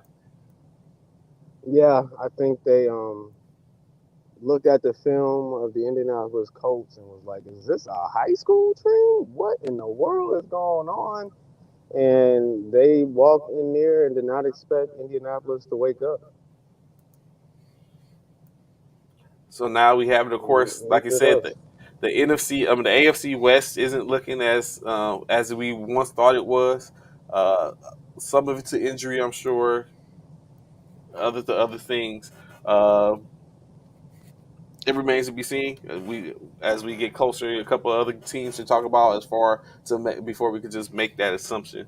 Uh, Yesterday, Coach Ryan come up just at the right time. Chicago Bears took on the Houston Texans in Chicago, in which Chicago 2-0 at home, winning 23-20 over the Bears. Over the Texans. The Texans, David Mills was 20 for 32, 245 yards, one touchdown, two interceptions. Uh, the Russian attack led by Damian Pierce, 20 carries for 80 yards with a touchdown. Rex Burkhead, 3 carries for 9 yards. Chris Moore, 3 receptions, 63 yards. Nico Collins, 2 for 41. Jordan Atkins, 3 receptions, 31 yards, and a touchdown. Brandon Cooks was 2 for 22. Pharaoh Brown, 3 for 31. The Bears, very dismal showing, but they find a way to win. Justin Fields, 8 for 17, 106 yards with two Go. interceptions. Khalil Herbert was a monster. 20 carries, 157 yards, two touchdowns. Justin Fields, 8 for 47. Equanis St. Brown, 2 for 43. Tristan Ebner, 7 for 23. And David Montgomery, 3 for 11 when it comes to the carries. Cole Kimmett led two receptions for 40 yards. Darnell Mooney, 2 for 23. St. Brown, 1 for 20. Khalil Herbert, 2 for 12. And Byron Pringle, 1 for 11. Was this just a battle of horrible teams, or was it a situation, or was it defense? Like, what do you generally see? 106 yards passing. That's like, And he had 70 yards last week, didn't he? yeah, 75 or something like that. 70. Like, He had 70 yards last week. 75, something like that. 70 Coach yards. Uriah, And what is going on two in INT, Chicago? two INTs. Yeah, so. And it was dry, so I don't understand. He said it was dry. Yeah, they squeaking out wins, man. I don't know. I just don't feel like Justin Fields has the wide receiver talent that he probably needs, as well as the line as well to help him be an elite quarterback in that on that team. Um, but we'll see. They did squeak the win. I picked them to win too, though, over Houston. 5 more games to go off. One of the next of the 5 games before us to finish talking about, and then get to the last game for the night. The I Jacksonville knew it. Jaguars. I knew I should have stuck The with. House of Duval. I knew I should have stuck with. Duval Knew I should have stand stuck with up. Jacksonville. Trevor. Jacksonville 38-10 in a game in which definitely Herbert should not have played. 25 for 45, 297 yards, one TD, one interception. Shoney Michelle, 5 carries for 22 yards. Justin Herbert, 1 for 7. Austin Eckler, 4 for 5. Goodness. Receiving, Josh Palmer, 6 for 99 yards. Jalen Guyton, 2 for 64. Mike Williams, 1 for 15, but that was a touchdown. Jared Everett, 2 for 25. DeAndre Carter, 3 for 31. Eckler contributed 8 for 48, but it didn't make a difference because them Jaguars. Trevor Lawrence's 28 completions for 38 off of 39 attempts, 262 yards, 3 Free. touchdowns, no interceptions. James Robinson contributed with 17 carries for 100 yards and a touchdown. Travis Etienne, 13 carries, 45 yards. Zay Jones, 10 receptions, 85 yards, one touchdown, two touchdowns for a second touchdown by Christian Kirk for 6 for 72. And the last touchdown, Marvin Harris, 4 for 33 for one touchdown, 3 for 30, 30 yards receiving from Travis Etienne.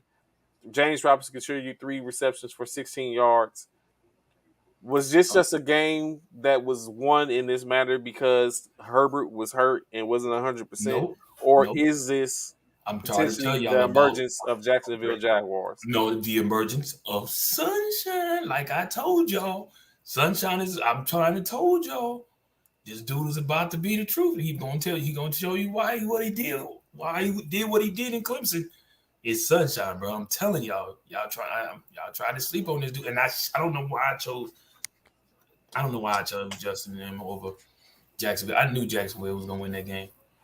Before we got off the show on Friday, I was like, man, I want to change that. I wanted to change it to Jacksonville, and I didn't. I wanted to change that, and I didn't. And I knew it. I knew I knew in my heart, I knew I should have picked Jacksonville over the Chargers. I knew that. Eric with a question. Oh hell no, hell no. Don't worry. When the picks coming up, definitely it won't be no questions about that. Because guess what? They're playing in Lincoln Financial. Not gonna happen, baby. Not gonna happen. Not gonna happen. Next game up, Ron's Los Angeles Rams getting back on track, facing up against the division opponent, the Arizona Cardinals. Of course, the Rams victorious 20-12, going for 2-0, setting the Cardinals back at 1-2. The Cardinals, Kyler Murray, 37 for 58, 314 yards, no touchdowns or interceptions. James Conner, 13 carries for 39 yards. Eno Benjamin, 5 for 16. Marquise Brown, a field day at 14 receptions, 140 yards, but he didn't find pay dirt. Greg Dortch, 9 for 80. Zach Ertz, 6 for 45. James Conner, 3 for 18. Isabella, 1 for 11. And Bacelia, 2 for 13. Gentlemen, how do you pass for over 13 yards and don't find the end zone? Over I 300 don't yards. get it. 300 yards. Yeah. Yes. I don't know. Well, I think didn't Zach Ertz drop a touchdown? I want to say Zach Ertz dropped one. Yes, he did. I think he dropped a touchdown. Matthew Stafford, 18 for 25, 249 yards. No touchdowns, no interceptions. He didn't throw no touchdowns either. Yeah, he didn't. Cam Akers, 12 for 61 with the touchdown. Cooper Tutt, 1 rush for 20 yards. Darrell Harrison, 4 for 17. Schronenek, Ron, this guy, I seen the meme that you posted the other day when he was talking about they just now the Rams are wild for lining up a bunch of white guys with Cooper Kupp trying to throw him off. Schronenek showing that he's a problem. He could do his thing. 4 for 66. Tyler Higbee, 4 for 61. Cooper Kupp, 4 for 44. None of them with a touchdown. Allen Robinson, 2 for 23. Brandon Powell, 3 for 27. And Kendall Blatton, 1 for 28. Is this a situation, Ron? How are y'all feeling about Robinson, Ron? That's what I wanted to ask. You came up with the other. I just thought about. I know Van Jefferson is out. He's going to be out for 4 games. He's on IR. I don't want it to sound like Cooper Kupp didn't catch a touchdown. Because like Jefferson, he still is capable. The Rams included him in the running game. He rushed for one. Right. I probably already said it. Yes. Yeah, yeah. We just don't got Jefferson over here. I just wanted to make that clear. Oh, wow. I didn't even know that. I feel like we have to be reminded that the Rams still might be the best team in the NFL. Ron, Bishop, how do you feel about that? That's fair. That's fair right now. That's fair. They still probably are. They're making it happen with less. Right. Yeah, they doing anything. Right now it's they probably but we right there. We right there right now. Don't get it twisted. If the Rams lose next week and we win next week again, well, not with when we win next week.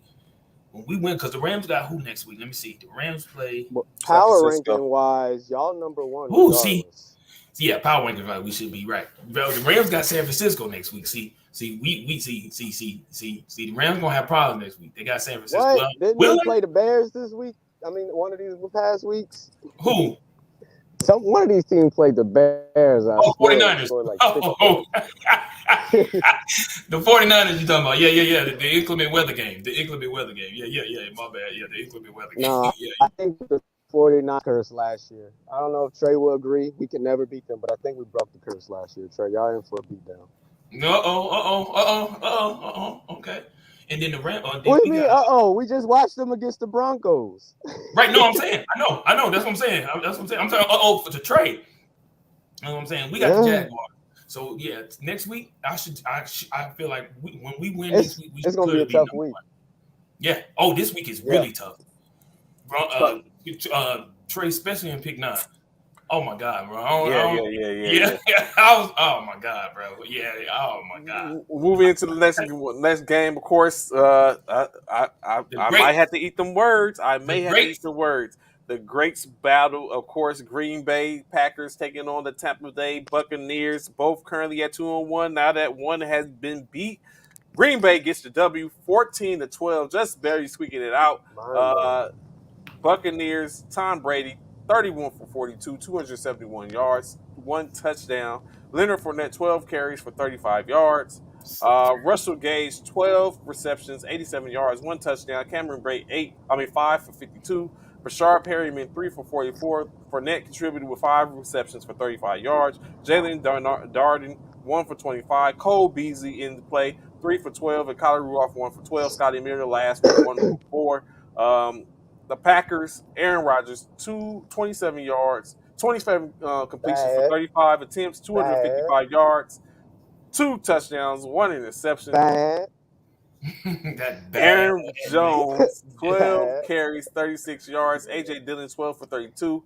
Romeo Dobbs, 8 receptions, 73 yards, 1 touchdown. Randall Cobb, 2 for 57. Alan Lazard, 4 for 45 with a touchdown. Robert Tonyan, 6 receptions, 37 yards. Tyler Davis, 2 for 26. Aaron Jones contributed 3 receptions, 11 yards. A.J. Dillon, 2 for 6. As the bad man makes it work with less, gets his Right. second consecutive win of the Right. season. Remember after week one, Gentlemen, we said it was over for Rodgers. We Yeah, told him he was going to say relax. yeah.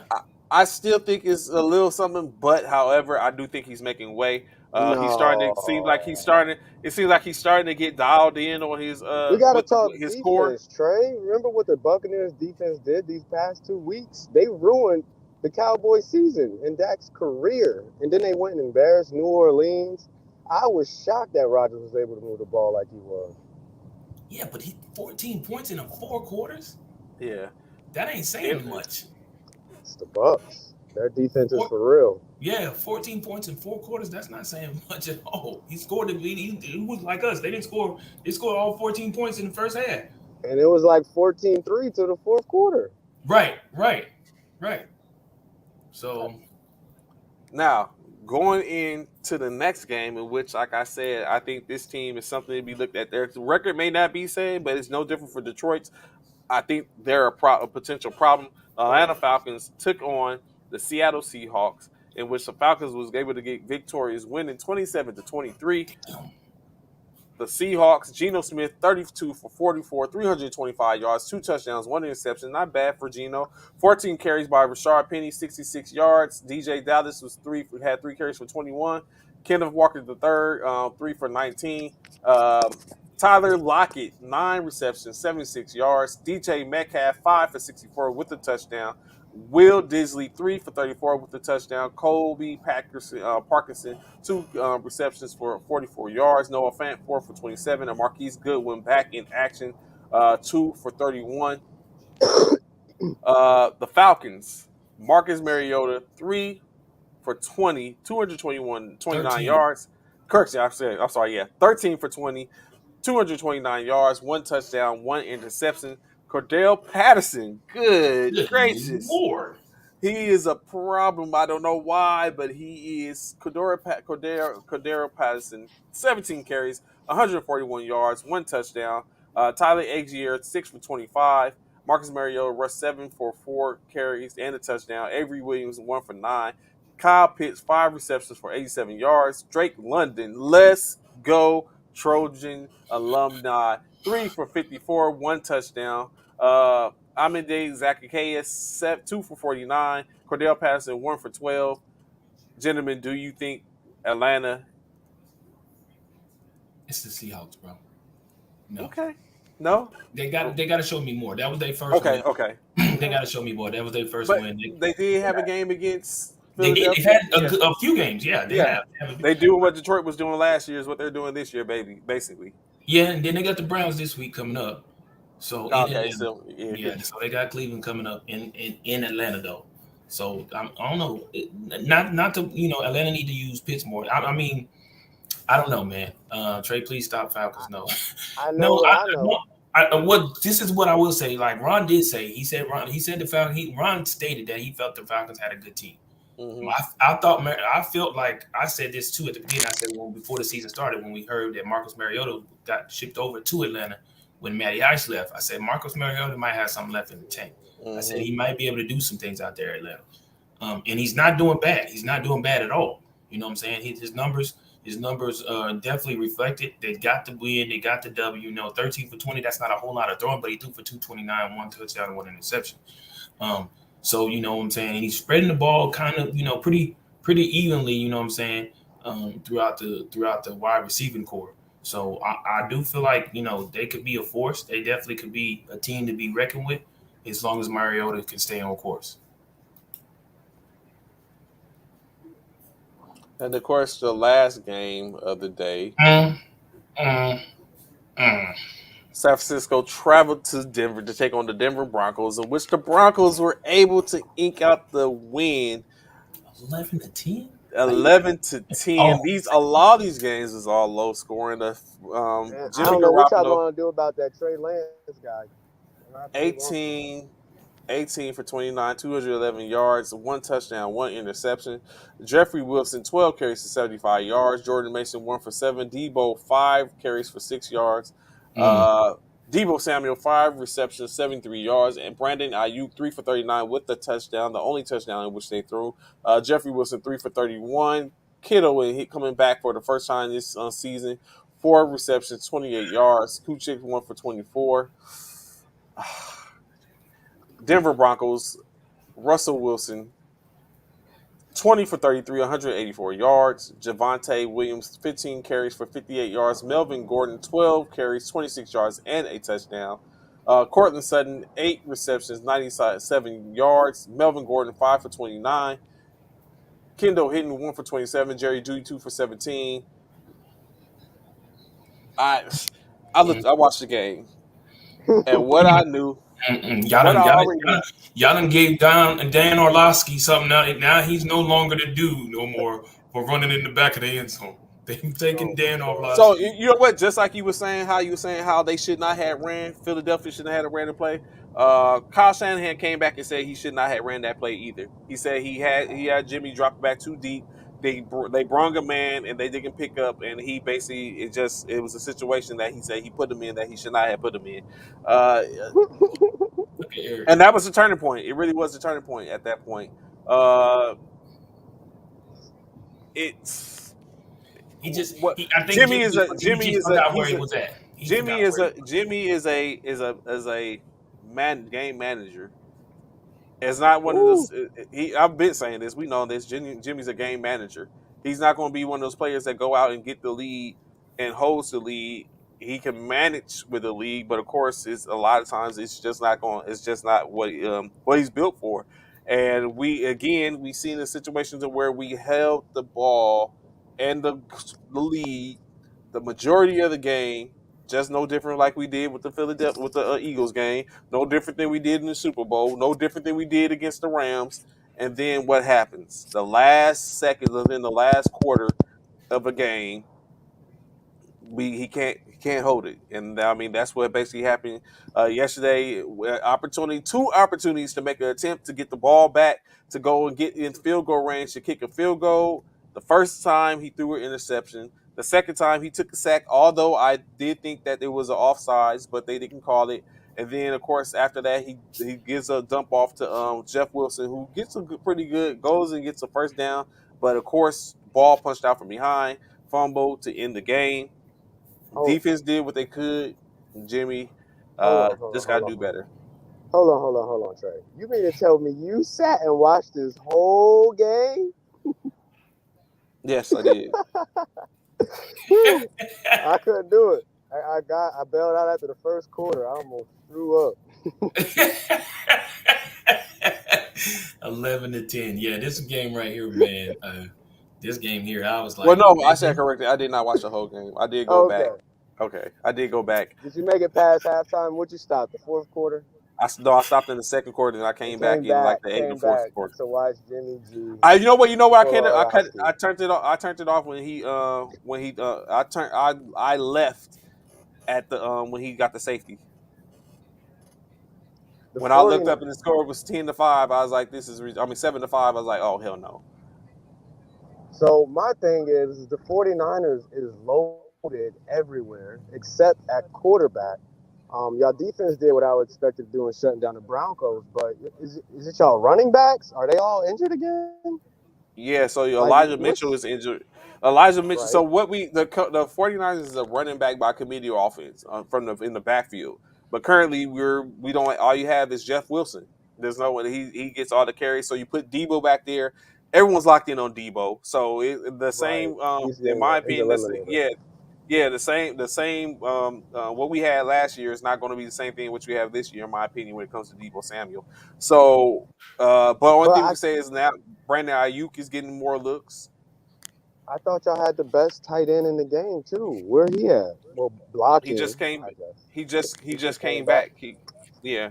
So I mean, it's going to take, and then you would think that okay, him and Garoppolo hook it up again, but again, everyone is keying in on these things, and everyone realizes that Garoppolo is going to be flustered a little bit. He can get does, but it's like he may not get if you can put pressure on him. Then of course, what happened? He threw the ball going to Brand Debo, and I don't know why he tried to lead him or why he even went at him, which forced the turnover, and then we was able to hold them. Defense doing exactly what it has to do, just like Cornelius was saying. Defense doing what it needed to do, but hell, what good is that if your offense isn't going to move the ball? Man, painful conversations. Y'all Yeah, think we could be looking at like a 5-12 football team? no, No way. Mm, I remember mm. remember when Trey said they was gonna win 14 games at one day. Yeah, it's not. yeah. We're 1-2. It's still possible Nah, because y'all last got year, finished matter of y'all fact, got fin- y'all truth got be finished running told, the table, Trey. Y'all ain't finna run the table. truth be told, last year when we was the same record or even worse last year when I said we about to go on an 11 game win streak and we went on I said we was going to finish the year with 11 games won. We finished the year with 12 games won. Wow. Not So gonna happen. it's not off. We're not off. We just got Yeah, to get yeah. we just Not, got to that's figure it that's out. not that's not gonna happen. It's going to happen. It's not. So of course tonight, New York Giants, 2-0 New York Giants, opportunity to get back to sharing the lead in the NFC West versus the Cooper NFC Rush, East, the Cooper facing Rush. Cooper Rush and the Dallas Cowboys. Our picks ain't looking too good right now. Bishop's is 6-9, Ron 6-9. I'm 5-10 for this week. Um, really, guy, it's a half game. It's a game difference. Oh, Bishop You know Ron. what? Whatever y'all pick, I'm picking different, so it don't make a difference anyway. Gentlemen, what y'all got for today? We're not gonna be picking the same thing. New York, or New York or Dallas? Who y'all got? Me and Bishop are opposite sides here, so Man, he they playing. riding with the Oh, they Cowboys. Go ahead and say it. no. You go ahead and say what you ride with. Hey, Oh, the as long Giants. as Saquon healthy, I'm riding with the Giants. He's really really good.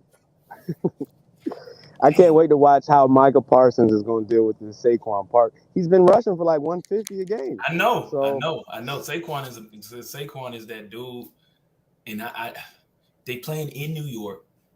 It's in New York. I got to go with the Giants too, man. I do. we all go with the Giants then, huh? No, Eh, Trey got to go with them Cowboys. He got to go with them Cowboys. He need that. Yeah, you CC, can win let's the week. go. Mark it down, CC. Let's go, So, Cowboys. but apart. So just because.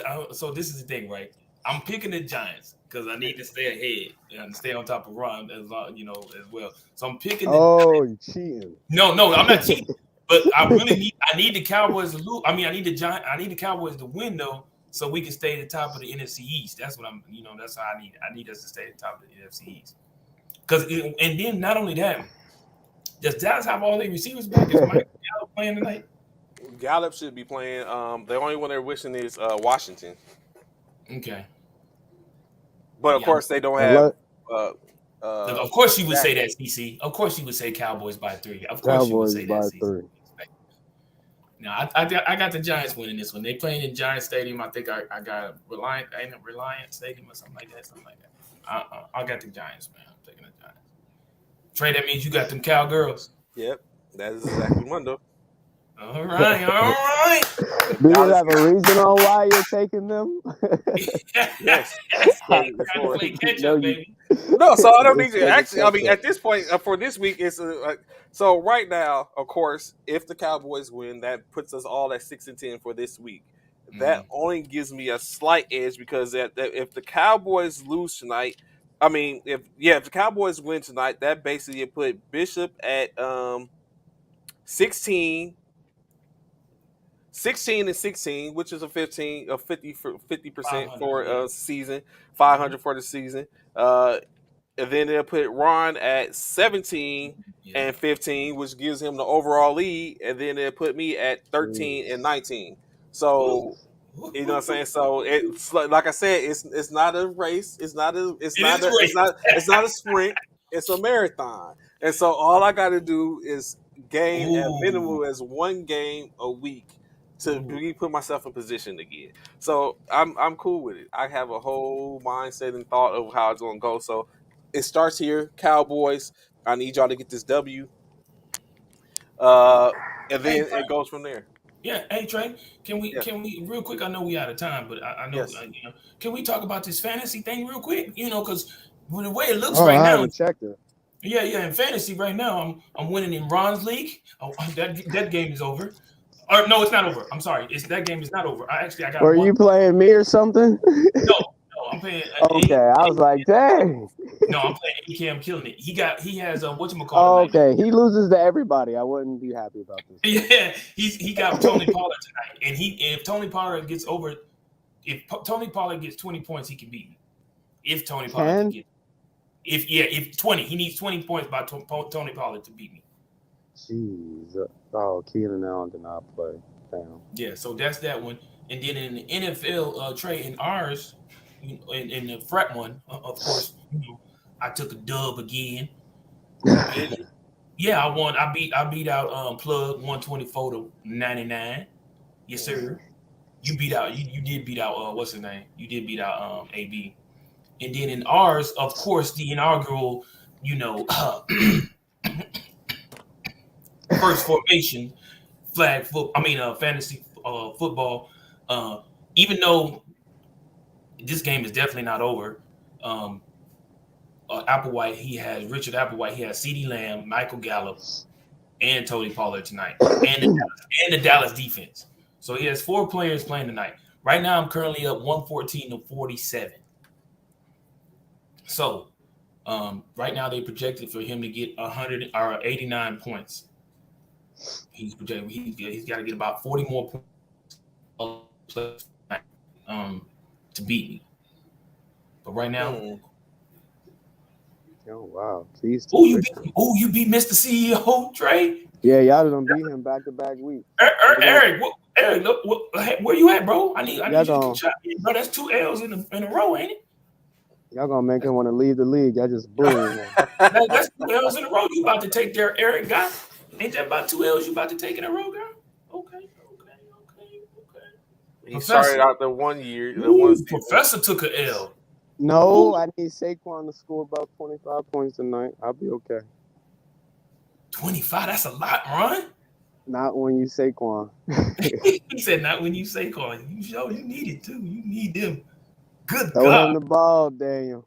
Yeah, I got. So I had to rename my team the Chargers because somebody dropped Keenan. Somebody dropped Keenan Allen in this league. I could never understand why, but I guess because he's injured. So but I started him. He didn't play. But I got all the Chargers, y'all. Let me see. It's ridiculous. I need you to beat. I need him to get them 25 for you too, bro. Because I need you to put Jovid 19 because he 2-0. Right. So these Giants better show Low up Country tonight. lost. Low Country look like he might lose too. That's going. Ooh, and Melissa got murdered. God, kid beat the brakes off Melissa. She put up. She got 153 points. Devontae Smith. Oh, let me see this game, low key. Oh no, this game is over. Ain't this game over? I think this game. Yeah, it's over. So yeah. For team discount, low key. So, yeah. That game over. So they won. Who's that? 1 and 2 lose. 1-2. Yeah, 1 and 2 lose. So I'm in first. So that means that means your boy in first place there. Is that correct? No, not yet. What you currently fourth place? Yeah. Oh, you're gonna be second. Right now, you're looking at being second place. If I lose, Yeah, if you lose, we definitely need Saquon to and come if in. I win, that puts me in second. So Saquon, come on, and we bet on the Giants. Come on. Yeah, and that puts me at first. Yeah, if you win, that puts me. And And Saquon Trey would be at third. We all right there, y'all. and Trey, would that put Trey at third? Trey, that Yeah, put he's you at 6 right now. Oh yeah, yeah, You got yeah, 4. I'm 5. Trey 6. yeah. Well, you got to take in consideration. It depends on where those because people that lose and they're undefeated, so they're going to even push down or depending on it comes to the point score. So I don't know. We'll see. And what's his name is yeah. So we'll see. It's not dismal yet. So possibilities remain. But one thing that remains is Bishop would be undefeated still. That part. He would be one. He possibly one or two people undefeated. Not only So am I basically, he's saying I'm undefeated in all 3 leagues. No, I'm not. No, I'm not. In Ron's really, I'm 2-1. I'm beat 2-1. But 2 leagues, I'm 3-0, baby. I told you. I took my face L in that league in Ron's league this week. Jedi beat the brakes off me. In Ron's league? Oh, Jedi. Yeah. Terry Rich. Yeah. He got a good team. I was up until Waller talked, and then I had to. Of course, I ain't have. Murray got shut down. Jackson scored 40 points. Golly, he beat the. Good God, he beat the boy. How many points did he pick up? 156 to Trey's 92. Damn. Yeah, and he had 170 week the other week, but Trey had 180 point week. I think. Yeah, this could be a championship preview. Yeah, it came down to it was just Lamar Jackson pulled I lost right in that league. Did you lose in your league? Let me see. It ain't my league no more. I'm just cloning it. I'm just owning it. What's your team name in that one? 2 footballs. Yeah. I don't see him. Dang, man. I'm pulled a Derek Carr. No, you won. Oh, 157 to 81. Oh, you had the biggest blowout. Oh yeah. I thought I was going to go 0-3. Okay. Yeah, 157. You won. Yeah, 157. I'll take the league back, Trey. I'll take. Yeah. Yeah. What up, Facebook user, whoever that is, who that may be. Yeah, you. I think you got the biggest blowout. Okay. Yeah, it looks like you got the biggest blowout. I thought it was the one old boy beating Trey, but no, now it's you. 157 to 81. Yeah, that's. Wait, it was a league. Who did? Let's see if I can. What league was son of a son of a coach and player with your TDs pending. What trade did they put forth? What plug them pulled off? What he traded Derrick Henry from Miles Sanders and Cam Akers to who? To Flip Mode. Derrick Henry for Cam Akers and who? And Miles Sanders. That's a great trade. Running back depth versus running back ceiling. And who was which one? And who was Cowboy Nation?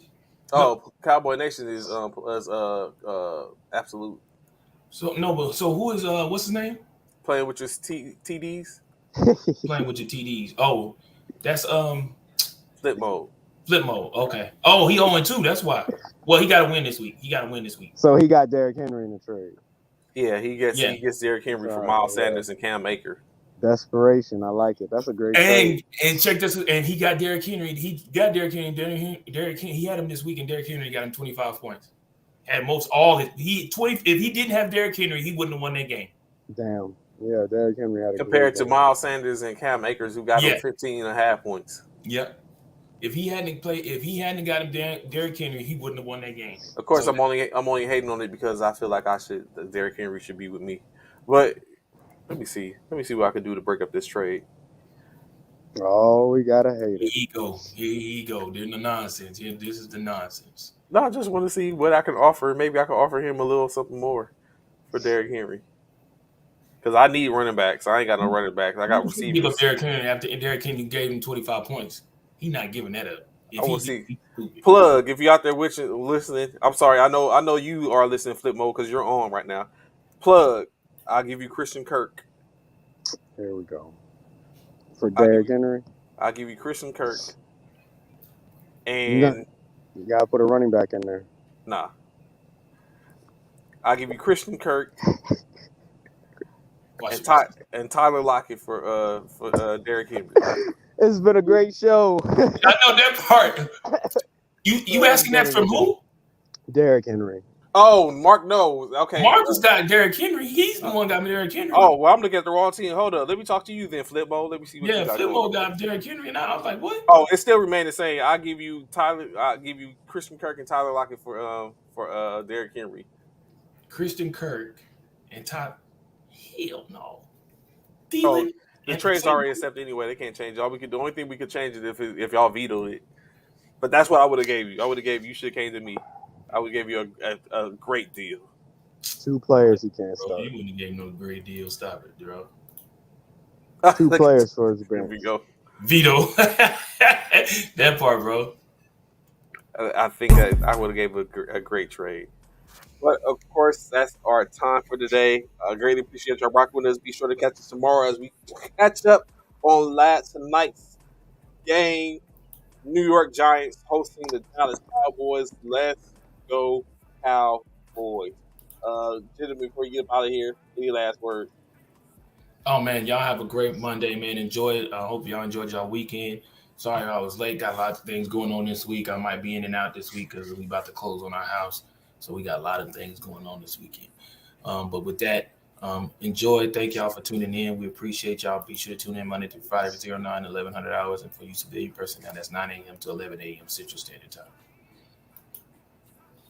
That's all I got, Trey. Ron, what about you, bro? Saquon Barkley. Yeah, you see Marcus is in this chat talking trash.